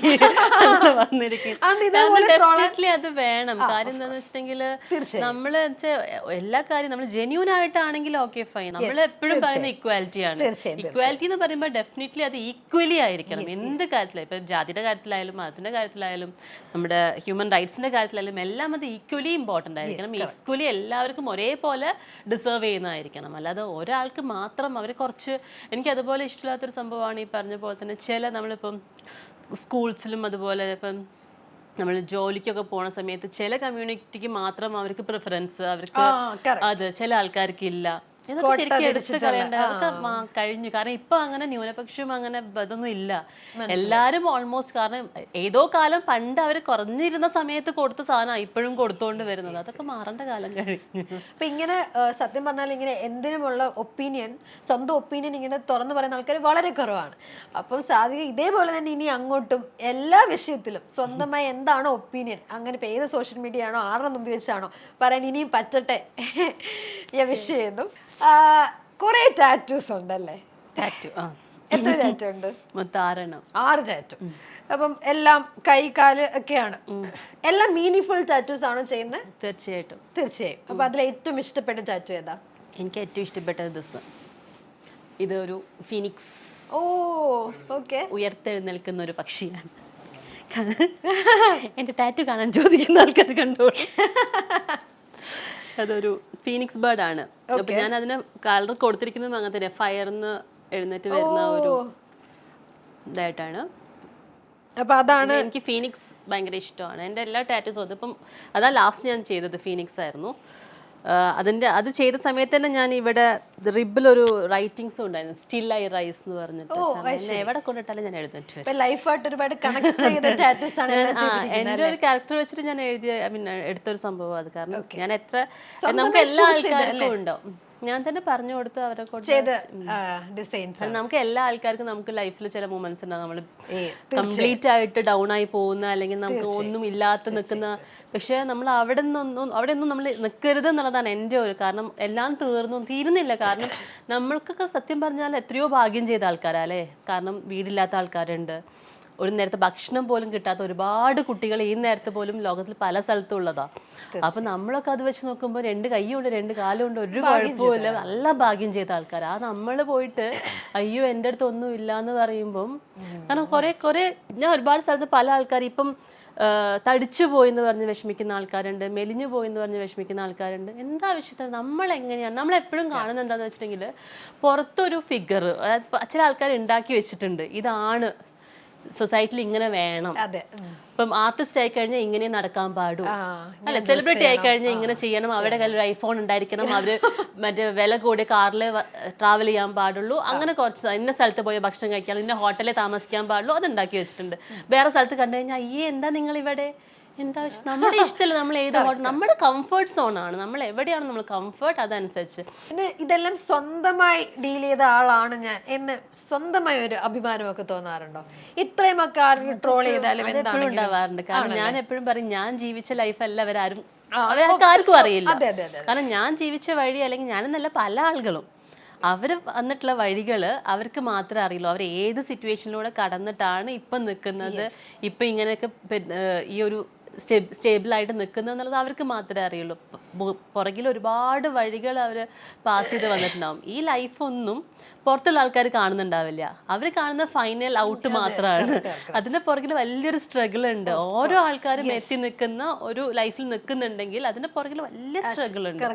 അപ്പൊ അതിലൂടെ ഒന്നും അവരാരും ജീവിക്കാത്തടത്തോളം കാലം ആ ലൈഫ് ജഡ്ജ് ചെയ്യാനുള്ള യാതൊരു റൈറ്റും അവർക്ക് ആർക്കും ഇല്ല എന്നുള്ളതാണ് ഞാൻ വിശ്വസിക്കുന്നത്. അപ്പൊ I M always proud of myself. Actually ഞാൻ എത്തി നിൽക്കുന്നത്, ഈ അടുത്ത് ഞാൻ ഹൈലൈറ്റ് എന്ന് പറഞ്ഞിട്ടൊരു ഹൈലൈറ്റ് ഫാഷൻ വീക്ക് ചെയ്തിട്ടുണ്ടായിരുന്നു. ഞാൻ 10 വർഷം മുന്നേ അവിടെ ഹൈലൈറ്റിൽ വർക്ക് ചെയ്ത ആളാണ്. അപ്പം ഞാൻ വർക്ക് ചെയ്ത സ്ഥലത്ത് അവിടുത്തെ ഒരു റാമ്പിൽ സ്റ്റോർ ഷോപ്പറായി ഞാൻ അവിടെ വരിക എന്ന് പറയുമ്പോൾ എനിക്കത് പ്രൗഡായിട്ടുള്ള ഫീലാണ്. സാധികയിൽ പ്രൗഡ് ആണ് എന്നുള്ളത് സാധികയുടെ ഇൻസ്റ്റഗ്രാം കാണുമ്പോഴോ അല്ലെങ്കിൽ സോഷ്യൽ മീഡിയ കാണുമ്പോഴോ ഇന്റർവ്യൂ കാണുമ്പോഴോ നമുക്ക് മനസ്സിലാവുന്ന കാര്യമാണ്. അപ്പം വീഴ്ചകൾ പറ്റിയിട്ടുണ്ടെങ്കിൽ, അല്ലെങ്കിൽ ഇത്രയും സിനിമ ഫീൽഡിൽ നിന്നാണെങ്കിലും ഇത്രയും വർഷത്തെ ലൈഫിൽ നിന്ന് കുറേ പാഠങ്ങൾ പഠിച്ചിട്ടുണ്ടായിരിക്കും അല്ലേ? അതിലെന്നും ഇനി മുന്നോട്ടുള്ള ലൈഫിൽ ഈ ചില കാര്യങ്ങൾ എൻ്റെ മനസ്സിൽ കാണും, ഇത് വെച്ചായിരിക്കും ഞാൻ മുന്നോട്ട് കൊണ്ടുവന്നത്, അങ്ങനെ എന്തെങ്കിലും ഒരു ലെസൺസോ? ഞാൻ ഇപ്പം ഉണ്ട്, മുമ്പ് അങ്ങനെ ഉണ്ടാവാറില്ല. പക്ഷെ ഇപ്പം കുറെ സംഭവങ്ങളുണ്ട്. കാര്യം എന്താ വെച്ചിട്ടുണ്ടെങ്കിൽ ഇപ്പം ആർക്കും ഞാൻ കടം കൊടുക്കാറില്ല. കടം ആര് വിളിച്ച് എന്ന് ചോദിച്ചാലും എത്ര ബുദ്ധിമുട്ടാന്ന് പറഞ്ഞാൽ ഇപ്പം ഞാൻ പറ്റില്ല, ഇല്ലെന്ന് തന്നെ, ഞാൻ കൊടുക്കില്ലെന്ന് തന്നെ പറയും. അതായത് ചിലപ്പോൾ ഞാൻ എത്ര അത്യാവശ്യം എന്നൊക്കെ പറയുമ്പോൾ ഒരു 10-500 വേണമെങ്കിൽ ഞാൻ വെറുതെ തരാമെന്ന് പറയും. അത് എനിക്ക് തിരിച്ചു തരണ്ട, കാരണം ഞാനത് വെറുതെ തരാം. വെറുതെ ആൾക്കാർക്ക് ചോദിക്കാൻ പറ്റില്ല, കാരണം അത് അവർക്ക് അവർ വേറെ ഇതിൽ ചോദിക്കുന്ന പോലെ ആവില്ല. കടം എന്ന് പറഞ്ഞാൽ ഈ കടം തരാൻ വേണ്ടി ചോദിക്കുന്നതല്ല, നമുക്ക് നന്നായിട്ട് അവിടെ കിട്ടാനുള്ളതല്ല എന്ന്. അപ്പം പിന്നെ ചോദിക്കുന്ന ആൾക്കാർക്ക് അങ്ങനെ ചോദിച്ചാൽ പോലെ. അപ്പം എനിക്ക് ജെന്യൂനിറ്റി ഭയങ്കര പ്രശ്നമാണ് ആൾക്കാരുടെ. അപ്പം അത് ജെന്യൂൻ ആയിട്ടാണ് ഒരു കാര്യം എന്ന് പറയുമ്പോൾ നമ്മൾ അതനുസരിച്ച് ഹാൻഡിൽ ചെയ്യും. ഇത് ഞാൻ ഫേസ് ചെയ്തിട്ടുണ്ട് ചില സിറ്റുവേഷനൊക്കെ. അതായത് എൻ്റെ അടുത്തൊക്കെ മറ്റേ വൈഫ് അല്ലെങ്കിൽ ആർക്കെങ്കിലും സുഖമാണ്, പെട്ടെന്ന് കാശ് വേണമെന്നൊക്കെ ഞാൻ ഇട്ട് കൊടുത്ത ആൾക്കാർ കുറച്ച് കഴിയുമ്പോൾ വേറെ ആരെയും വിളിക്കുമ്പോൾ കാണും ഇവരെല്ലാവരും കൂടി ഇരുന്ന് വെള്ളം അടിക്കുകയൊക്കെ ആയിരിക്കും. ഇതിന് വേണ്ടിയിട്ട് കാശ് ഞാൻ കൊടുക്കേണ്ട ആവശ്യം എന്താ? അപ്പം എനിക്ക് നമ്മുടെ ലൈഫിൽ നമ്മൾ എപ്പോഴും എക്സ്പീരിയൻസ് ആണ്. നമ്മൾ ഒരാളെ വെച്ച് എല്ലാവരും ജഡ്ജ് ചെയ്യാൻ പാടില്ല എന്നുള്ളത് ശരി തന്നെയാണ്. പക്ഷെ നമുക്ക് കുറേ ആൾക്കാരുടെ അടുത്ത് ഈ അടി കിട്ടി കഴിയുമ്പോൾ നമ്മൾ അതനുസരിച്ചാവും മാറുന്നത്. അപ്പം അതിപ്പോൾ ഞാൻ ചെയ്യാറില്ല. അതേപോലെ തന്നെ ഇപ്പം ഞാൻ പേയ്മെൻറ്റുകളാണെങ്കിലും ഞാൻ കൃത്യമായിട്ട് പറഞ്ഞ് വാങ്ങിക്കാറുണ്ട്. പിന്നെ അതേപോലെ ഞാൻ ഫ്രീ ആയിട്ട് ഇപ്പോൾ ആർക്കും കാര്യമായിട്ട് ഒന്നും ചെയ്ത് കൊടുക്കാറില്ല. കാരണം ഞാൻ പറയാറുണ്ട്, ഞാൻ ഫോട്ടോഷൂട്ട് പോലും ഇപ്പം പെയ്ഡാണ് ചെയ്യുന്നത്. കാര്യം എന്താണെന്ന് വെച്ചിട്ടുണ്ടെങ്കിൽ എനിക്ക് അതിനെ കൊണ്ട് യാതൊരു ഗുണവുമില്ല. ആൾക്കാരുടെ വിചാരം എന്താണെന്ന് വെച്ചിട്ടുണ്ടെങ്കിൽ ഈ ഫോട്ടോസ് ഇട്ട് കഴിഞ്ഞിട്ട് നമ്മൾ സിനിമ കിട്ടാൻ വേണ്ടി എൻ്റെ ഈ ഫോട്ടോസ് കണ്ട് എനിക്ക് സിനിമയൊന്നും വരാൻ പോകുന്നില്ല, അല്ലെങ്കിൽ അങ്ങനത്തെ ഒന്നും നടക്കാൻ പോകുന്നില്ല. എനിക്ക് പാഷൻ ആയതുകൊണ്ടും ഫോട്ടോസ് എടുക്കാൻ ഇഷ്ടമായതുകൊണ്ടുമാണ്. അപ്പം ഒരു ഫോട്ടോഗ്രാഫർ വന്ന് എന്നെ അപ്രോച്ച് ചെയ്യുന്ന സമയത്ത് ആളുടെ പ്രൊഫൈൽ ക്രിയേറ്റ് ചെയ്യാൻ വേണ്ടിയിട്ടാണ് അല്ലേ എന്നെ വിളിക്കുന്നത്. അപ്പം ആ സമയത്തിന് ഇന്ന എമൗണ്ട് ഞാൻ പറയില്ല, പക്ഷെ ആ സമയത്തിന് ഞാൻ എടുക്കുന്ന സമയത്തിന് ഞാൻ ചാർജ് ചെയ്യും. അത് എന്തായാലും ഞാൻ ഫ്രീ ആയിട്ട് ആർക്കും ഒന്നും ഇനി ചെയ്യില്ല. അങ്ങനെ കുറച്ച് കാര്യങ്ങൾ ഞാൻ എൻ്റെ ലൈഫിൽ എടുത്താം. അപ്പം അത് ഇപ്പം ഞാൻ കൃത്യമായിട്ട് ഫോളോ ചെയ്ത് പോകുന്നുണ്ട്. അതേപോലെ തന്നെ ഞാൻ ഒരാളെയും എന്നെ ടേക്കൺ ഫോർ ഗ്രാൻഡഡിന് വേണ്ടിയിട്ട്, അത് ഫ്രണ്ട്സ് ആയിക്കോട്ടെ ആരും ആയിക്കോട്ടെ, യൂസ് ചെയ്യാൻ വേണ്ടി ഞാൻ സമ്മതിക്കില്ല. അങ്ങനെ കുറച്ച് സംഭവങ്ങൾ ഇപ്പം ഞാൻ ക്ലിയർ ആയിട്ട് സെറ്റ് ചെയ്ത് പോകും. ലൈഫ് എൻഡ് വരെ ഞാൻ ഫോളോ ചെയ്ത് പോയിരിക്കും. തീർച്ചയായിട്ടും. ഫോട്ടോഷൂട്ട്സിന്റെ കാര്യം ഇപ്പൊ ഒരുപാട് ഫോട്ടോഷൂട്ട്സ് ചെയ്യുന്നുണ്ട് അല്ലേ? അതും ഗ്ലാമറസ് ഫോട്ടോഷൂട്ട്സ് ഒക്കെയാണ്. അത് ചെയ്യാൻ ഭയങ്കര ഇഷ്ടമാണല്ലോ. ഓഫ് കോഴ്സ് മോഡലിംഗിലായിരുന്നല്ലോ പണ്ട് താല്പര്യം. എനിക്ക് അങ്ങനെ കോസ്റ്റ്യൂംസും കാര്യങ്ങളും ഇന്നതേ ചെയ്യൂ അല്ലെങ്കിൽ ഇത്ര ലിമിറ്റ്സ് അങ്ങനെയൊന്നുമില്ല. ഞാൻ ബിക്കിനി ഇതുവരെ ചെയ്തില്ല. എനിക്ക് കംഫർട്ട് അല്ലാത്തതുകൊണ്ട് ആൾക്കാരുടെ വിചാരം എന്ന് വെച്ചിട്ടുണ്ടെങ്കിൽ ഇടയ്ക്കിടയ്ക്ക് ചോദിക്കാറുണ്ട് ഓരോ സ്ഥലത്ത് പോകുമ്പോഴും ബിക്കിനി ഷൂട്ട്. എനിക്ക് കംഫർട്ട് അല്ലാത്തത്. ഞാൻ എപ്പോഴും എന്ത് കോസ്റ്റ്യൂം ആണെങ്കിലും, ചില കോസ്റ്റ്യൂം കാണുമ്പോൾ ചില ആൾക്കാർ പറയാറുണ്ട് എന്തിനാ കൊള്ളാത്ത ഇടുന്നതെന്ന്. അത് അവരുടെ കാഴ്ചപ്പാടിലാണ്. അപ്പൊ എന്നെ സംബന്ധിച്ചിടത്തോളം എന്റെ കാഴ്ചപ്പാടിൽ എനിക്ക് പറ്റില്ല എന്ന് തോന്നുന്ന കോസ്റ്റ്യൂം ഇതുവരെ യൂസ് ചെയ്തിട്ടില്ല. അത് എന്റെ കാഴ്ചപ്പാടാണ്. അപ്പൊ ഞാൻ എന്റെ കാഴ്ചപ്പാടിൽ നോക്കേണ്ട ആവശ്യമുള്ളൂ. അവർക്ക് വേണമെങ്കിൽ കാണാതിരിക്കാം, അവരുടെ ചോയ്സ് ആണ്. അതിൽ കുറെ പിന്നെ ഹോട്ട് ആൻഡ് സെക്സി എന്നൊക്കെ കുറെ കമന്റ്സ്. അപ്പൊ ഈ കമന്റ്സ് ഒക്കെ കൂടുതൽ ഗ്ലാമർ ഷൂട്ട് ചെയ്യാൻ വേണ്ടിട്ട് സാധിക്കുകയെ മോട്ടിവേറ്റ് അങ്ങനെയൊന്നുമില്ല. കാരണം അവര് പറഞ്ഞത് എനിക്ക് ഓഡിയൻസിന്റെ കമന്റ്സ് ആക്ച്വലി എന്നെ എഫക്ട് ചെയ്യുന്ന ഒരു സംഭവമല്ല. കാരണം അത് നെഗറ്റീവും പോസിറ്റീവും ഒക്കെ ഉണ്ടാവുമല്ലോ. പിന്നെ ഡെഫിനറ്റ്ലി നമുക്ക് ചില സംഭവങ്ങൾ നമ്മൾ ചെയ്ത സാധനത്തിന് നല്ല അപ്രിസിയേഷൻ കിട്ടുമ്പോൾ നമുക്ക് ഇഷ്ടം ഉണ്ടാവും തീർച്ചയായിട്ടും. പ്രത്യേകിച്ച് എന്റെ സാരി ഷൂട്ട് എക്സ്പെക്ട് ചെയ്യുന്ന ഒരുപാട് ആൾക്കാരുണ്ട്. അത് ഞാൻ ആക്ച്വലി ആൾക്കാർക്ക് ഇഷ്ടമാണെന്ന് അറിഞ്ഞിട്ട് തന്നെ ഞാൻ ചെയ്യാറുണ്ട്. കൂടുതലും സാരിയില് സാരിയെ കാണാൻ ഭയങ്കര ഭംഗിയാണ്. അതുകൊണ്ടാണ് അതിൽ കൂടുതൽ കമന്റ്സ് കിട്ടുന്നത്. ഞാനിപ്പോ എവിടെയും പോകുമ്പോഴും ചില ആൾക്കാർ പറയാറുണ്ട് സാരി ഇട്ടിട്ട് വരുമോ എന്നൊക്കെ ചോദിക്കാറുണ്ട്. അത് പ്രേക്ഷകർക്ക് ഇഷ്ടമായതുകൊണ്ടാണോ സാരികയ്ക്ക് സാരി ഇഷ്ടമായി തുടങ്ങി? അതോ ഞാൻ പട്ടുസാരി ചെയ്തപ്പോ എന്റെ മെയിൻ സംഭവിച്ച പട്ടുസാരി ചെയ്തപ്പം ഒരു ദിവസം 10-15 ചേഞ്ച് വരുമായിരുന്നു. അപ്പം ഈ നമുക്ക് ഇത്ര സമയത്തിനുള്ളിൽ നമുക്ക് സാരിക്ക് 5 മിനിറ്റ് കൊണ്ടൊക്കെ ടിക് ടിക് ടിക് ഒരു സാരി ചേഞ്ച് ചെയ്യുന്നു, ഒരു ഷോട്ട് എടുക്കുന്നു, വീണ്ടും വരുന്നു, അടുത്ത സാരി ചേഞ്ച് ചെയ്യുന്നു, അടുത്ത ഷോട്ട് എടുക്കുന്നു, അങ്ങനെ മാറുമായിരിക്കും. അപ്പം ഈ സാരി ഉടുക്കാനും ഞാൻ പഠിച്ചു, അത് ഹാൻഡിൽ ചെയ്യാനും പഠിച്ചു. അത് വെച്ച് തോണിയൊക്കെ തുഴയാന്ന് പറഞ്ഞിട്ടുണ്ടെങ്കിൽ അതിനേക്കാളും കൂടുതൽ നമുക്ക് ഹാൻഡിൽ ചെയ്യാനില്ല. ഓർക്കുന്നുണ്ട് ഒരു റെഡ് പട്ടുസാരിയിൽ ഒരു ലോങ് കല്യാണമാല അല്ലേ? എനിക്ക് ഇപ്പോഴും ഓർമ്മയുണ്ട്. അപ്പൊ അത് ഓർമ്മയാണ്. അവരൊക്കെ ആക്ച്വലി അതൊക്കെ കുറെ പേര് ഈ പറഞ്ഞ പോലെ മെസ്സേജുകളൊക്കെ ആണല്ലേ. അപ്പം ഈ ഒരു ഫീൽഡിൽ, അതായത് സിനിമയാണെങ്കിലും സീരിയലാണെങ്കിലും മോഡലിങ്ങിലാണെങ്കിലും ഇതിലെല്ലാം വരാൻ ആഗ്രഹിക്കുന്ന എന്നെ പോലെ ഒരുപാട് ആൾക്കാരുണ്ട് അല്ലേ? അപ്പം സാധിക വെച്ച് നോക്കണമെങ്കിൽ സാധ്യം മോഡലിംഗ് ചെയ്തു, സിനിമ ചെയ്തു, സീരിയൽ ചെയ്തു. അപ്പം പക്ഷെ ഇതിലൊക്കെ ഗിവ് അപ്പ് ചെയ്യുന്ന അല്ലെങ്കിൽ പറ്റില്ല ഇപ്പോഴത്തെ ഇൻഡസ്ട്രി ഇങ്ങനെയാണ് എന്ന് വിചാരിക്കുന്ന ഒരുപാട് യങ്സ്റ്റേഴ്സ് ഉണ്ട്, അല്ലെങ്കിൽ ഇതൊക്കെ നിർത്തിവെച്ച ആൾക്കാരുണ്ട്. അപ്പം അവരോടായിട്ട് എന്തെങ്കിലും പറയാനുണ്ടോ? ഇല്ല, നമുക്ക് ആക്ച്വലി എല്ലാ ആൾക്കാർക്കും ഒന്നാമത് നമ്മുടെ ഇൻഡസ്ട്രി എന്ന് പറയുന്ന ഒരു ലക്ക് തന്നെയാണ്. ലക്ക് ഫാക്ടർ ഉണ്ട് ആക്ച്വലി. ഇപ്പം ഞങ്ങളൊക്കെ ഉള്ള ആൾക്കാർ പോലും പലരും ചോദിക്കാറുണ്ട് എന്താ സിനിമയിൽ ഇല്ലാത്തത് അല്ലെങ്കിൽ എന്താ ഇതിലില്ലാത്തതെന്ന് ചോദിക്കുന്ന ആൾക്കാരുണ്ട്. അപ്പം നമുക്ക് നമ്മുടെ തലയിൽ വരച്ചതാണ് എന്ന് നമ്മൾ വിശ്വസിച്ച് പോയി കഴിഞ്ഞാൽ എനിക്ക് അറിയില്ല എത്രത്തോളം അത് അങ്ങനെ വരുമ്പോഴാണ്. ഇപ്പം ഞാൻ ഫ്രീ ആയിട്ട് നടക്കുന്നത് എന്താ വെച്ചാൽ ഞാൻ എല്ലാ മേഖലകളിലും നിറഞ്ഞു നിൽക്കുന്നതുകൊണ്ടാണ് എനിക്ക് ഫ്രീ ആയിട്ട് നടക്കാൻ പറ്റുന്നത്. അപ്പം ഞാൻ എപ്പോഴും പറയുന്നത് എന്താ വെച്ചാൽ ബേസിക് ആയിട്ട് വേണ്ടത് പഠിത്തമാണ്. നമുക്ക് ബേസിക് ആയിട്ട് നമുക്ക് സ്വന്തം കാലിൽ നിൽക്കാൻ പറ്റും എന്നുള്ളത് ഒരു ബേസിക് ക്വാളിഫിക്കേഷൻ, ഡിഗ്രി ആയിക്കോട്ടെ ഒരു PG ആയിക്കോട്ടെ, ബേസിക് ആയിട്ട് നമുക്കൊരു ജോലി എടുക്കാൻ, ഈ വർക്ക് ഇല്ലെങ്കിൽ എനിക്ക് അടുത്ത വർക്കിന് പോകാം എന്നുള്ള ബേസിക് ആയിട്ടുള്ള ക്വാളിഫിക്കേഷൻ ഉണ്ടെങ്കിൽ മാത്രമേ നമ്മൾ ഈ ഒരു പണിക്ക് ഇറങ്ങാവൂ എന്ന് ഞാൻ പറയാം എൻ്റെ ഭാഗത്ത്. ബിക്കോസ് എന്താണെന്ന് വെച്ചാൽ നമുക്ക് ഇത് ജോലി എത്ര കാലം ഉണ്ടാവും, ഗ്ലാമർ ഉള്ളിടത്തോളം കാലം മാത്രമേ ഈ ഒരു ഇൻഡസ്ട്രി ഉള്ളൂ അല്ലേ? നമുക്കത് എപ്പം വേണമെങ്കിൽ പോവാം. നമ്മുടെ കൂടെയുള്ള ആൾക്കാരും എപ്പോൾ വേണമെങ്കിൽ നമുക്ക് നഷ്ടമാവാം. അന്നും നമുക്ക് സ്വന്തമായിട്ട് വിദ്യാഭ്യാസം ഉണ്ടെങ്കിൽ നമുക്ക് ഏത് സ്ഥലത്ത് നമുക്ക് പിടിച്ചു നിൽക്കാം. അപ്പൊ അത് ബേസിക് ആയിട്ട് വേണ്ട സംഭവം. അതൊന്നും ഇല്ലാതെ ഞാൻ പഠിത്തം വിട്ട് ഞാൻ സിനിമ മാത്രമായിട്ട് നോക്കാന്ന് വെച്ചാൽ ഞാൻ പറയാ പണിക്ക് ഇറങ്ങരുത്. എഡ്യൂക്കേഷൻ ക്വാളിഫിക്കേഷൻ ഞാൻ PG ആണ്. ഞാൻ MBA and MSc സൈക്കോളജി. അതെനിക്കറിയില്ലായിരുന്നു. അതെനിക്ക് പ്രേക്ഷകർക്ക് അറിയാമെന്ന് എനിക്ക് തോന്നുന്നില്ല. ചില ആൾക്കാർക്ക് അറിയാം, ചില ആൾക്കാർ അറിയാത്ത ആൾക്കാർ പറയാറുണ്ട് ഒരു പണിയില്ലാതെ അവിടെ വന്നിരിക്കാറാണ്. എനിക്ക് അത്യാവശ്യം പണി വേണ്ടാന്ന് വെച്ചിട്ട് ഞാൻ വേണ്ടെന്ന് പറഞ്ഞു വന്നിരിക്കുന്ന ആളാണ് ഞാൻ. നമുക്ക് അടുത്ത ഗെയിമിലോട്ട് കിടക്കാം. ഞാൻ കുറെ ബലൂൺസ് ഒക്കെ ആയിട്ട് കളർഫുൾ ആയിട്ട് ഇരിപ്പുണ്ട്. സംഭവം എന്തെന്ന് വെച്ചാൽ ഓരോ ബലൂണിനകത്ത് നമ്മൾ ഓരോ ആക്ടിവിറ്റി പേപ്പറിൽ എഴുതി വെച്ചിട്ടുണ്ട്. അപ്പൊ സാധിക ഓരോ ബലൂണും പൊട്ടിച്ച് അതിനകത്ത് എഴുതി വെച്ചിരിക്കുന്ന ആക്ടിവിറ്റി, പാട്ടോ ഡാൻസ് എന്താണെങ്കിലും നമുക്ക് മുമ്പിൽ പെർഫോം ചെയ്യാം. ഓക്കെ, അപ്പോ ഏത് ബലൂൺ ഫസ്റ്റ് വേണം? വൈറ്റ്. ഓക്കെ,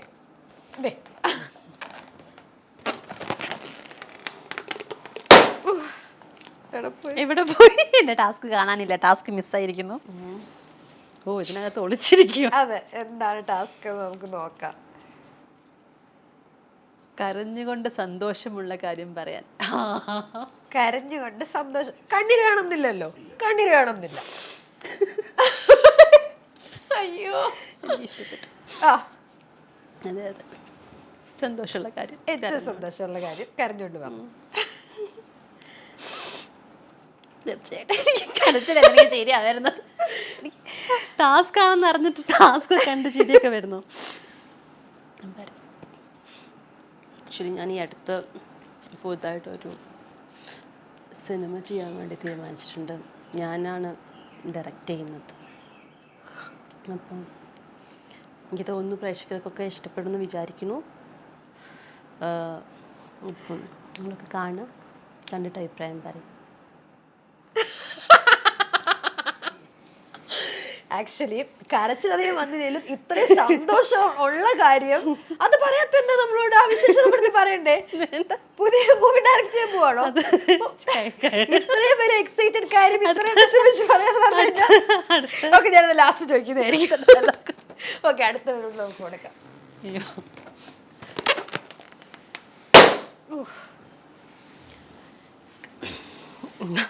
എന്തുവാടേ ഇത്? അടുത്തത് മൺചിത്രത്താഴിലെ ഇന്നേക്ക് ദുർഗാഷ്ടമി എന്നുള്ള സീൻ ചിരിച്ചുകൊണ്ട് പറയാം. ഓക്കെ, അടിപൊളി. ഗംഗ എവിടെ പോന്നു? ഞാൻ പറഞ്ഞിരുന്നില്ലേ അല്ലിക്ക് ആഭരണം എടുക്കാൻ. ഗംഗ ഇന്ന് പോണ്ട. അതെന്താ ഞാൻ പോയാല്? ഗംഗ ഇന്ന് പോണ്ട. അതെന്താ? ഞാൻ അല്ലിക്ക് ആഭരണം എടുക്കാൻ ഞാൻ കൂടെ പോയാ എന്താ? വേണ്ട, ഗംഗ ഇന്ന് പോണ്ട. വിടമാട്ടേ, എന്നെ നീ എങ്കിയും പോകെ വിടമാട്ടേ. ഇന്നേക്ക് ദുർഗാഷ്ടമി, ഉന്നെ ഞാൻ കൊന്ന് ഉൻ രക്തത്തെ കുടിച്ച് ഓങ്കാരം നടന മാടുവേ. സാധികേ എന്താ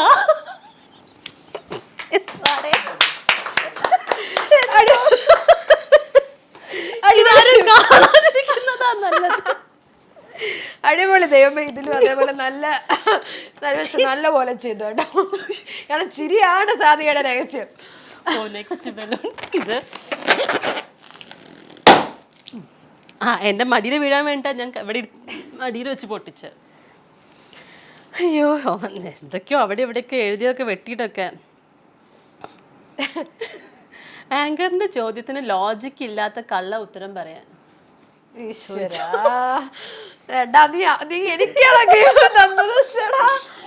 ആങ്കറിന്റെ ചോദ്യത്തിന് ലോജിക്ക് ഇല്ലാത്ത കള്ള ഉത്തരം പറയാൻ. ലോജിക്ക് ഇല്ലാത്ത ഉത്തരം. ഓക്കെ, ലോജിക്ക് ഇല്ലാത്തതും വേണം, കള്ളവും വേണം.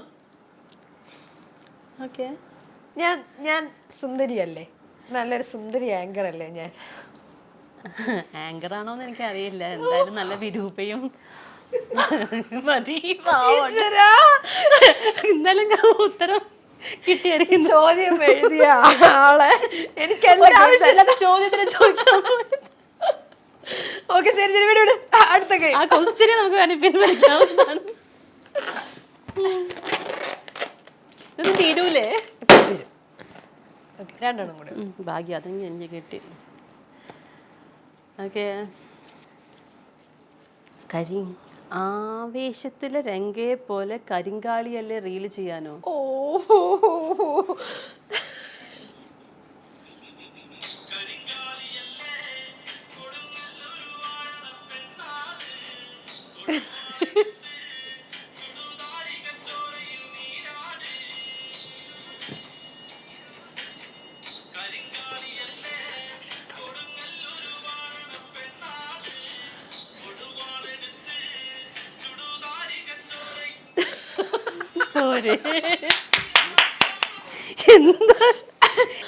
അടുത്തത്. ഓക്കെ, എന്താന്ന് വെച്ച് കഴിഞ്ഞാൽ എന്നെപ്പോലെ എത്രയും നല്ല കുട്ടീനെ ലോകത്ത് എവിടെ ആരും കണ്ടിട്ടില്ല എന്നാണ് പറയുന്നത്. അതാണ് സ്വയം പുകഴ്ത്താൻ പറഞ്ഞു എൻ്റെ അടുത്ത്. അപ്പം ഞാൻ എന്ത് ചെയ്യാൻ, അത്ര സൗന്ദര്യവും ഇത്ര മനോഹരമായ കുട്ടീനെ എനിക്ക് വയ്യ, എന്നെ കൊണ്ട് ഞാൻ തന്നെ തോന്നിച്ചു. വളരെ സിമ്പിൾ ആയിരുന്നു അതൊക്കെ. ഓക്കെ, ഇങ്ങനത്തെ ടാസ്ക്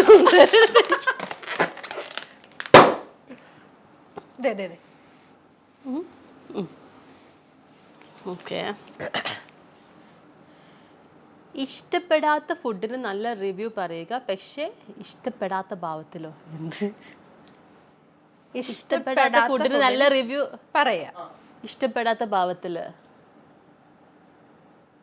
സതി എങ്ങനെയുണ്ട്? ഫുഡ് എങ്ങനെയുണ്ട്? ഫുഡ് നന്നായിട്ടുണ്ട്. അതായത് വളരെ നല്ല കഴിക്കാനൊക്കെ നല്ല ഗംഭീരമായിട്ടുണ്ട്.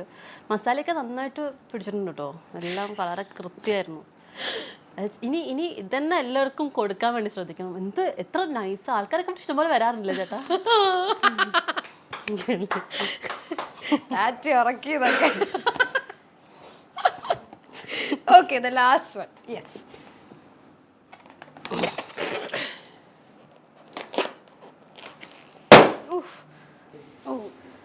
ഇത് ഞാൻ മറക്കിയിട്ട് വേറൊരു സാധനമാണ്. ഓ അല്ല, പാട്ട് പാടുക. പാട്ട് പാടുക. ഓക്കെ. സതിക പാട്ട് പാടാറുണ്ടോ? ഇല്ല ഇല്ല. വെറുതെ ബാത്റൂമിൽ.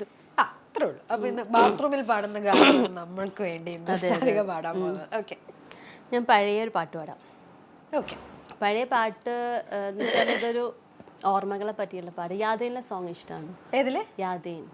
ഹിന്ദിയാ. ഓ ഓക്കെ, എനിക്ക് അറിയില്ല കേട്ടറിയായിരിക്കും. അപ്പം ട്യൂണൊന്നുമില്ലെങ്കിലും ശ്രുതിയൊന്നുമില്ലെങ്കിലും ഞാൻ വെറുതെ പാടാം. നഗ്മേ ഹേ शिकवे हैं किस्से हैं बातें हैं नगमे हैं शिकवे हैं किस्से हैं बातें हैं याद आती हैं बातें बोल जाती है ये यादें किसी दिल हो जानम के चले जाने से बाद आती है. ഓർമ്മകളെ കുറിച്ചുള്ള പാട്ടാണ്. അതായത് നമ്മുടെ മെമ്മറി എന്ന് പറയുന്നത് എപ്പോഴും നമുക്ക് അത്രയും മനസ്സിനോട് ചേർന്ന് നിൽക്കുന്ന ആരെങ്കിലും നമ്മളിൽ നിന്ന് പോയതിന് ശേഷം വരുന്നതാണെന്ന് പറയുന്നത്. ആക്ച്വലി ഋത്തിക്കും ജാക്കി ഷ്രാഫ് കരീന ഒക്കെ ആയിട്ടായിരുന്നു ആ സിനിമ യാദേൻ എന്ന് പറഞ്ഞാൽ. എനിക്ക് ഭയങ്കര ഇഷ്ടമുള്ള ഒരു മൂവിയായിരുന്നു. സോങ് ആണെങ്കിലും എനിക്ക് ഇടയ്ക്കിടയ്ക്ക് എനിക്ക് മെമ്മറീസ് ഭയങ്കര ഇഷ്ടമാണ്. നല്ലപോലെ അല്ലെങ്കിൽ നല്ലപോലെ പാടി. ഓക്കെ, ആക്ച്വലി എല്ലാ ആക്ടിവിറ്റീസിന്റെയും കാര്യം പറയുവാണെങ്കിൽ അപ്പൊ തന്നെ ഞാനൊക്കെ ആണെങ്കിൽ വായിച്ചു കഴിഞ്ഞാൽ എനിക്ക് പറ്റില്ല, ഞാൻ അപ്പൊ തന്നെ പറയും. പക്ഷെ എല്ലാം വായിച്ചു കഴിഞ്ഞാൽ എനിക്ക് പൊതുവേ നോ പറയുന്ന പരിപാടി കുറച്ച് കുറവാ. അതാണ് എന്റെ ഇൻസ്റ്റയുടെ എനിക്ക് തോന്നുന്നു കണ്ടിട്ടുണ്ടേ അറിയുമായിരിക്കും. കാരണം ഞാൻ ഒരിക്കലും പെർഫെക്ഷൻ നോക്കിയിട്ടല്ല ഒരു സാധനം. ഡാൻസ് ആണെങ്കിലും ഞാൻ പഠിച്ച് അതിനുവേണ്ടി എല്ലാവരും എനിക്ക് തോന്നുന്നു ഒരു 2 മണിക്കൂറൊക്കെ ഇരുന്ന് അത് പ്രിപ്പയർ ചെയ്തിട്ടായിരിക്കും ചിലപ്പോൾ വീഡിയോ ചെയ്യേണ്ടാവുക. ഞാൻ വെറുതെ സാധനം കാണുന്നു, എടുക്കുന്നു, ചെയ്യുന്നു എന്നുള്ളതേ ഉള്ളൂ. അതിന് എന്ത് കമന്റ്സ് വരുന്നു എന്ന് ഞാൻ നോക്കാറില്ല. എനിക്ക് നമുക്കത് ചെയ്യാന്നുള്ളത് മാത്രമേ ഉള്ളൂ, അത് അതിന്റെ പെർഫെക്ഷൻ ഞാൻ ചെയ്യാറില്ല. ഓക്കെ, ഒരു പേഴ്സണൽ ക്വസ്റ്റ്യൻ ചോദിക്കട്ടെ. വിഷമങ്ങൾ വരുമ്പോൾ എന്തായിരിക്കും ചെയ്യാറ്? എന്ത് ചെയ്താണ് വിഷമങ്ങൾ മാറ്റുന്നത്? വിഷമം വരുമ്പം മുമ്പൊക്കെ ആണെങ്കിൽ വിഷമം വരുമ്പോൾ ഈ പറഞ്ഞ പോലെ തന്നെ ഇരുന്ന് കരച്ചിലും ബഹളും അങ്ങനെയൊക്കെ. അതായത് കരയെന്ന് വെച്ചാൽ ഞാൻ ആരോടും വിഷമം ഷെയർ ചെയ്യില്ല, എനിക്ക് ഇഷ്ടമല്ല. പണ്ട് തൊട്ടേ അങ്ങനെ ഷെയർ ചെയ്യുന്ന പരിപാടി എനിക്കില്ല. അപ്പം ഞാൻ എൻ്റെ ഉള്ളിൽ തന്നെ വെച്ച് അങ്ങനെയാണ് അതിൻ്റെ ഒരു രീതി. ഇപ്പം എന്ന് വെച്ചാൽ ഞാൻ എന്നോട് സംസാരിക്കാറുണ്ട്. ഞാൻ ഏറ്റവും കൂടുതൽ സംസാരിക്കുന്നത് ഞാനുമായിട്ടാണ്. അപ്പം ഞാൻ എൻ്റെ അടുത്ത് തന്നെ കാര്യങ്ങൾ പറയും. ഇപ്പം ഞാൻ പ്രത്യേകിച്ച് ഈ സൈക്കോളജി എൻ്റെ പഠിത്തം കൂടി കഴിഞ്ഞപ്പോഴാണ് ഞാൻ കൂടുതലും എന്നെപ്പറ്റി ഞാൻ അറിയാൻ തുടങ്ങിയത്. അതിന് മുമ്പ് സൈക്കോളജി എനിക്ക് പഠിക്കുന്ന സമയത്ത് ഞാൻ എൻ്റെ കോച്ചിങ്ങിന് പോയ സമയത്ത് ഫാദറായിരുന്നു എനിക്ക് കുര്യന്ന് പറഞ്ഞിട്ട്. അപ്പോൾ ഫാദറിൻ്റെ അടുത്ത് ആദ്യം നമ്മുടെ കംപ്ലീറ്റ് ക്ലാസ്സിൽ നമുക്ക് ആദ്യം ഉള്ളത് നിങ്ങൾക്ക് നിങ്ങൾ അറിഞ്ഞാൽ മാത്രമേ നിങ്ങൾക്ക് വേറൊരു വ്യക്തിയെ അറിയാൻ പറ്റുള്ളൂ. സത്യമാണ് അത്. കാരണം നമുക്ക് നമ്മളെന്താണെന്ന് അറിഞ്ഞാൽ മാത്രമേ നമുക്ക് വേറൊരു വ്യക്തിനെ അയാളുടെ ഭാഗത്ത് നിന്ന് മനസ്സിലാക്കാൻ പറ്റുള്ളൂ. ഇപ്പം ഞാൻ എൻ്റെ കാര്യം ഇതാണ്, ഞാൻ എന്നോട് തന്നെ പറയും, അതായത് ഞാൻ എന്നെ തന്നെ മോട്ടിവേറ്റ് ചെയ്യും. കാരണം ഇത് ഇത്രയല്ലേ ഉള്ളൂ, ഇത് കഴിഞ്ഞിട്ട് ഇപ്പം എന്താ സംഭവിക്കും ഇതിനൊക്കെ. അപ്പം അതേ ഞാൻ നേരത്തെ പറഞ്ഞ കാര്യമില്ലേ, ഞാൻ എനിക്ക് പ്രശ്നം വന്ന് ഭയങ്കരമായിട്ട് സൈഡാവാണെങ്കിൽ ഞാൻ ആലോചിക്കും ഇതിപ്പോൾ ഇത്രയല്ലേ വന്നുള്ളൂ, അല്ലെങ്കിൽ അങ്ങനെ പോയിരുന്നെങ്കിൽ ഇതൊക്കെ ആയിരിക്കും സംഭവിക്കുക. അപ്പം അത്ര നടന്നില്ലല്ലോ, ഇതെല്ലാം നടന്നിട്ടുള്ളൂ, അപ്പം ഇങ്ങനെയല്ലേ വരുള്ളൂ, ഇനിയിപ്പോൾ നാളെയും ലൈഫ് ഷുഡ് മൂവ് ഓൺ ആണ്. അപ്പം നമ്മൾ ഇനി മുന്നോട്ട് പോയാൽ പറ്റും. ഞാൻ എനിക്ക് ക്ലാസ് കൊടുക്കും. ആൻഡ് അതേപോലെ തന്നെ ഡൗൺ ഒക്കെ ആയിരിക്കുന്ന സമയത്താണ് ഞാൻ ഉറങ്ങാൻ നേരത്തെ ഞാൻ എനിക്ക് ഫീഡ് ചെയ്യും. കാരണം അതൊക്കെ ശരിക്കും നല്ല ടെക്നിക്സ് ആണ് ആക്ച്വലി. നമ്മൾ ഒരുപാട് ആൾക്കാർ നമ്മൾ മോശമാണെന്ന് പറയുമെങ്കിൽ നമ്മൾ കിടന്നുറങ്ങാൻ നമ്മൾ തന്നെ പറയാം you are the best, you are the best, you are the best. നമ്മൾ മൈൻഡ് എടുക്കും അത് ആക്ച്വലി. സബ് കോൺഷ്യസ് മൈൻഡിന് നമ്മൾ ഫീഡ് ചെയ്ത് കൊടുക്കുക. നമുക്ക് എന്താണോ വേണ്ടത് നമ്മളത് ഞാൻ കുട്ടികളുടെ അടുത്തൊക്കെ നമ്മൾ എപ്പോഴും പറയും, കുട്ടികളെ കൊണ്ട് അമ്മമാരൊക്കെ പഠിക്കാൻ മോശം എന്നൊക്കെ പറയുമ്പോൾ നമ്മൾ കൊടുക്കുന്ന ട്രെയിനിങ് ആക്ച്വലി അത് തന്നെയാണ്.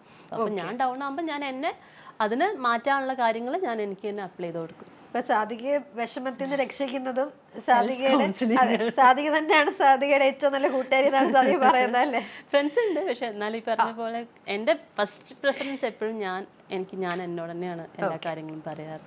പിന്നെ ഇപ്പോഴത്തെ ഏറ്റവും exciting news movie production, I mean direction, അത് പറയൂ. അതാണ് ഇവിടെ നമുക്ക് കേൾക്കേണ്ടത്. അറിയാതെ വായിന്ന് വീട് പോയത് പോലും. പെട്ടെന്നൊരു സന്തോഷത്തിലുള്ള സംഭവം എന്ന് പറഞ്ഞാൽ എനിക്ക് പെട്ടെന്നൊന്നും കിട്ടില്ല. അപ്പൊ പെട്ടെന്ന് അത് ആലോചിച്ചപ്പോൾ ഞാൻ അങ്ങനെ എല്ലാവരും അറിയേണ്ട കാര്യമല്ലേ, പറയൂ അതിന്റെ വിശേഷം. ഞാനിപ്പോ ഒരു ഫിലിം എന്ന് വെച്ചാൽ ഒരു 1 hourന്റെ ഒരു പ്രോജക്റ്റ് ആണ്. അപ്പൊ അത് പാട്ടും എല്ലാം ഉണ്ട്. അപ്പൊ അത് കഴിഞ്ഞു, ഷൂട്ട് കഴിഞ്ഞു. ഒരു കുട്ടീന്റെ സബ്ജക്റ്റ് ആണ്, ഒരു മോളാണ് മെയിനായിട്ട്, അവളുടെ ഒരു കഥയാണ്. അപ്പോൾ അതിൽ 4-5 ക്യാരക്ടേഴ്സ് ഉണ്ട്. ഷൂട്ടെല്ലാം കാലിക്കറ്റ് ആയിരുന്നു. ഞാൻ കഴിഞ്ഞ ഒരു കുറച്ചായിട്ട് അതിൻ്റെ പുറകെ ആയിരുന്നു ഓട്ടോ ഒക്കെ. അച്ഛൻ്റെ തന്നെ സ്ക്രിപ്റ്റാണ്, നമ്മുടെ തന്നെ പ്രൊഡക്ഷനാണ്. അപ്പോൾ വെരി സൂൺ. അപ്പം മിക്കവാറും യൂട്യൂബിലെങ്ങാനോ, എൻ്റെ ഒരു യൂട്യൂബ് ചാനൽ ഞാൻ സ്റ്റാർട്ട് ചെയ്തിട്ടില്ല. അപ്പം ഇനി ഒരു ഫിലിംസിനും ഇതിനും വേണ്ടിയിട്ടായിരിക്കും ചിലപ്പോൾ ഞാൻ ആ യൂട്യൂബ് ചാനൽ സ്റ്റാർട്ട് ചെയ്യുന്നത്. അപ്പോൾ അതിലായിരിക്കും. ഡയറക്ഷൻ രംഗത്തോടും കൂടെ ഞാനൊരു കവർ സോങ് ചെയ്തിട്ടുണ്ടായിരുന്നു മുമ്പ്. അപ്പോൾ അത് സോങ് ആയിരുന്നു. അപ്പോഴേ അന്നേ അച്ഛനോട് പറയുന്നുണ്ടായിരുന്നു, ഈ സോങ് നമുക്ക് വലിയൊരു പ്രശ്നമില്ല അത് ചെയ്യാന്ന്. പക്ഷെ ഒരു സിനിമ അല്ലെങ്കിൽ അതിൽ കുറെ ക്യാരക്ടേഴ്സിനെ ഹാൻഡിൽ ചെയ്ത് ഒരു കഥ പറയുക എന്നുള്ളതാണ് എപ്പോഴും ഡയറക്ഷൻ. എനിക്ക് പണ്ട് തൊട്ടേ എനിക്ക് സിനിമയുടെ ഫ്രണ്ട് ലോഡിനേക്കാളും എനിക്ക് താല്പര്യം ബിഹൈൻഡ് ദ ക്യാമറ വർക്ക് ചെയ്യാനാണ്. അപ്പം അത് സിനിമ എന്നല്ല, എപ്പോഴും ബിഹൈൻഡ് ദ ക്യാമറയിലാണ് എനിക്ക് താല്പര്യം. കാരണം ആ ഒരു ക്രിയേറ്റീവ് സൈഡിൽ വർക്ക് ചെയ്യാനാണ് എനിക്ക് ഇഷ്ടം. അപ്പം അത് നമ്മളെല്ലാവരും കൂടി ഒരു കൂട്ടായ്മയുടെ പ്രൊജക്റ്റാണ്. എന്താവും എന്നുള്ളത് നോക്കാം. അപ്പം തീർച്ചയായും ഡയറക്ഷൻ രംഗത്തും നമുക്കൊന്നും എത്താൻ പറ്റാത്തെന്ന് ഒരിക്കലും പറയാൻ പാടില്ല. കാരണം ആര് എങ്ങനെ എത്തും എന്നുള്ളത് നമുക്ക് ആർക്കും പ്രെഡിക്റ്റ് ചെയ്യാൻ പറ്റുന്ന കാര്യമല്ല. കാരണം ഞാൻ പഠിച്ചിരിക്കുന്നത് ഞാൻ പറഞ്ഞ MBA സൈക്കോളജിയും. കാരണം എൻ്റെ ആഗ്രഹം തന്നെ അവിടേക്ക്, അതായത് ഒന്നെങ്കിൽ ടീച്ചർ ആവാൻ ആഗ്രഹിച്ച ആളാണ് ഞാൻ, അല്ലെങ്കിൽ പിന്നെ സൈക്കോളജി പഠിക്കുന്ന സമയത്ത് കൗൺസിലർ ആവണമെന്ന് ആഗ്രഹിച്ചു. അപ്പോൾ ആഗ്രഹങ്ങൾ നമുക്ക് പലതും പലതായിരിക്കും. പക്ഷെ നമ്മൾ എത്തിപ്പെടുന്ന ഫീൽഡ് കംപ്ലീറ്റ്ലി എൻ്റെ ഡിഫറെൻ്റ് ആയിരിക്കും. ഞാനിപ്പോൾ എത്തി നിൽക്കുന്ന ഇതാണ്. അപ്പോൾ അതേപോലെ തന്നെ മോളൊക്കെ പറയും പ്രത്യേകിച്ച് പാഷനേറ്റ് ആണ്, ഇതിൽ എത്തണം എന്നൊരു ആഗ്രഹമുള്ളൂ. ഞാൻ ആഗ്രഹം പൊതുവെ ഇല്ലാത്ത വ്യക്തിയാണ്.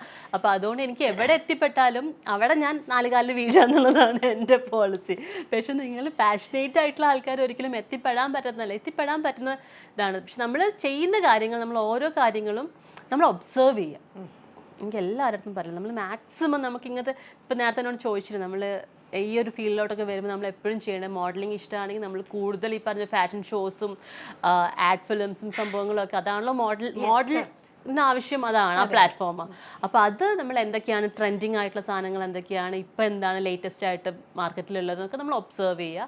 ഇപ്പോൾ അതിലെ സിനിമ ഫീൽഡിലോട്ടാണെങ്കിൽ സിനിമേൻ്റെ കാര്യങ്ങൾ ഒബ്സർവ് ചെയ്യുക. അപ്പോൾ അത് നമ്മൾ എന്താണോ അത് നമ്മുടെ ചുറ്റും നമുക്ക് എന്താണോ വേണ്ടത് എപ്പോഴും നമ്മൾ ഒബ്സർവ് ചെയ്യുക. നമ്മൾ വിജിലൻ്റ് ആയിരിക്കണം. നമ്മുടെ ചുറ്റും നടക്കുന്ന കംപ്ലീറ്റ് കാര്യങ്ങളെ പറ്റി നമ്മൾ അറിയുക എന്നുള്ളതാണ്. എന്ത് മേഖല നമുക്ക് പലപ്പോഴും നമ്മൾ ആലോചിക്കും, പൊളിറ്റിക്സ് എന്തിനാ നമുക്ക് ആവശ്യമുണ്ട്. കാരണം നമ്മളിവിടെ ജീവിക്കുന്ന ആൾക്കാരല്ല. അപ്പോൾ നമ്മൾ അതിൻ്റെ കംപ്ലീറ്റ് ഭാഗം അറിയേണ്ടി വരും. ലോകത്ത് നടക്കുന്ന എല്ലാ കാര്യങ്ങളും മാക്സിമം നമുക്ക് എത്രത്തോളം നമുക്ക് ശേഖരിക്കാൻ പറ്റുമോ നമ്മളെ കൊണ്ട് പറ്റുന്ന രീതിയിൽ നമ്മൾ അതെല്ലാം ശേഖരിച്ച് വെക്കുക എന്നുള്ളതാണ്. ഡയറക്ഷനിൽ എല്ലാവിധ ആശംസകളും നേരുവാണ്. അതേപോലെ ഇപ്പൊ സീരിയൽ ചെയ്യുന്നു, സീരിയലിലാണെങ്കിലും സിനിമയിലാണെങ്കിലും മോഡലിംഗിലാണെങ്കിലും എല്ലാം തന്നെ എല്ലാ ആഗ്രഹങ്ങളും ഈ 2024 നല്ലൊരു വർഷമായിരിക്കും. ഇനി അങ്ങോട്ടും നല്ലൊരു വർഷം അങ്ങനെ ആവട്ടെ എന്ന് ഞാനും പ്രാർത്ഥിക്കുകയാണ്. അതേപോലെ തന്നെ ഇത് തുടക്കമാണ് ആങ്കറിങ്ങിൻ്റെ എന്ന് പറഞ്ഞു. നല്ലൊരു ആങ്കറായിട്ട് മാറട്ടെ. പിന്നെ ആഗ്രഹിക്കുന്ന കാര്യങ്ങളൊക്കെ നടക്കട്ടെ. All wishes. ഇതൊരു സ്റ്റാർട്ടിങ് മാത്രമാവട്ടെ.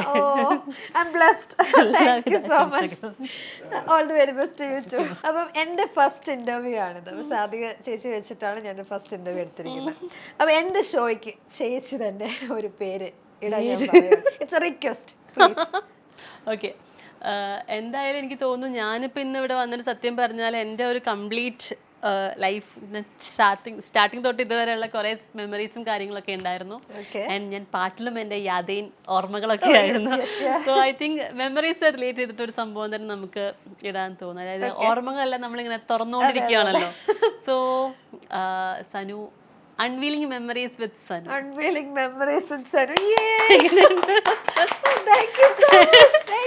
കൂടെ ഇരുന്നിട്ട് സനുവിന്റെ കൂടെ ഇരുന്ന് മെമ്മറീസ് ഒക്കെ തുറക്കാൻ റെഡി ആയിട്ടുള്ള ആൾക്കാർ നേരെ ഇങ്ങോട്ട് പോകുന്നു.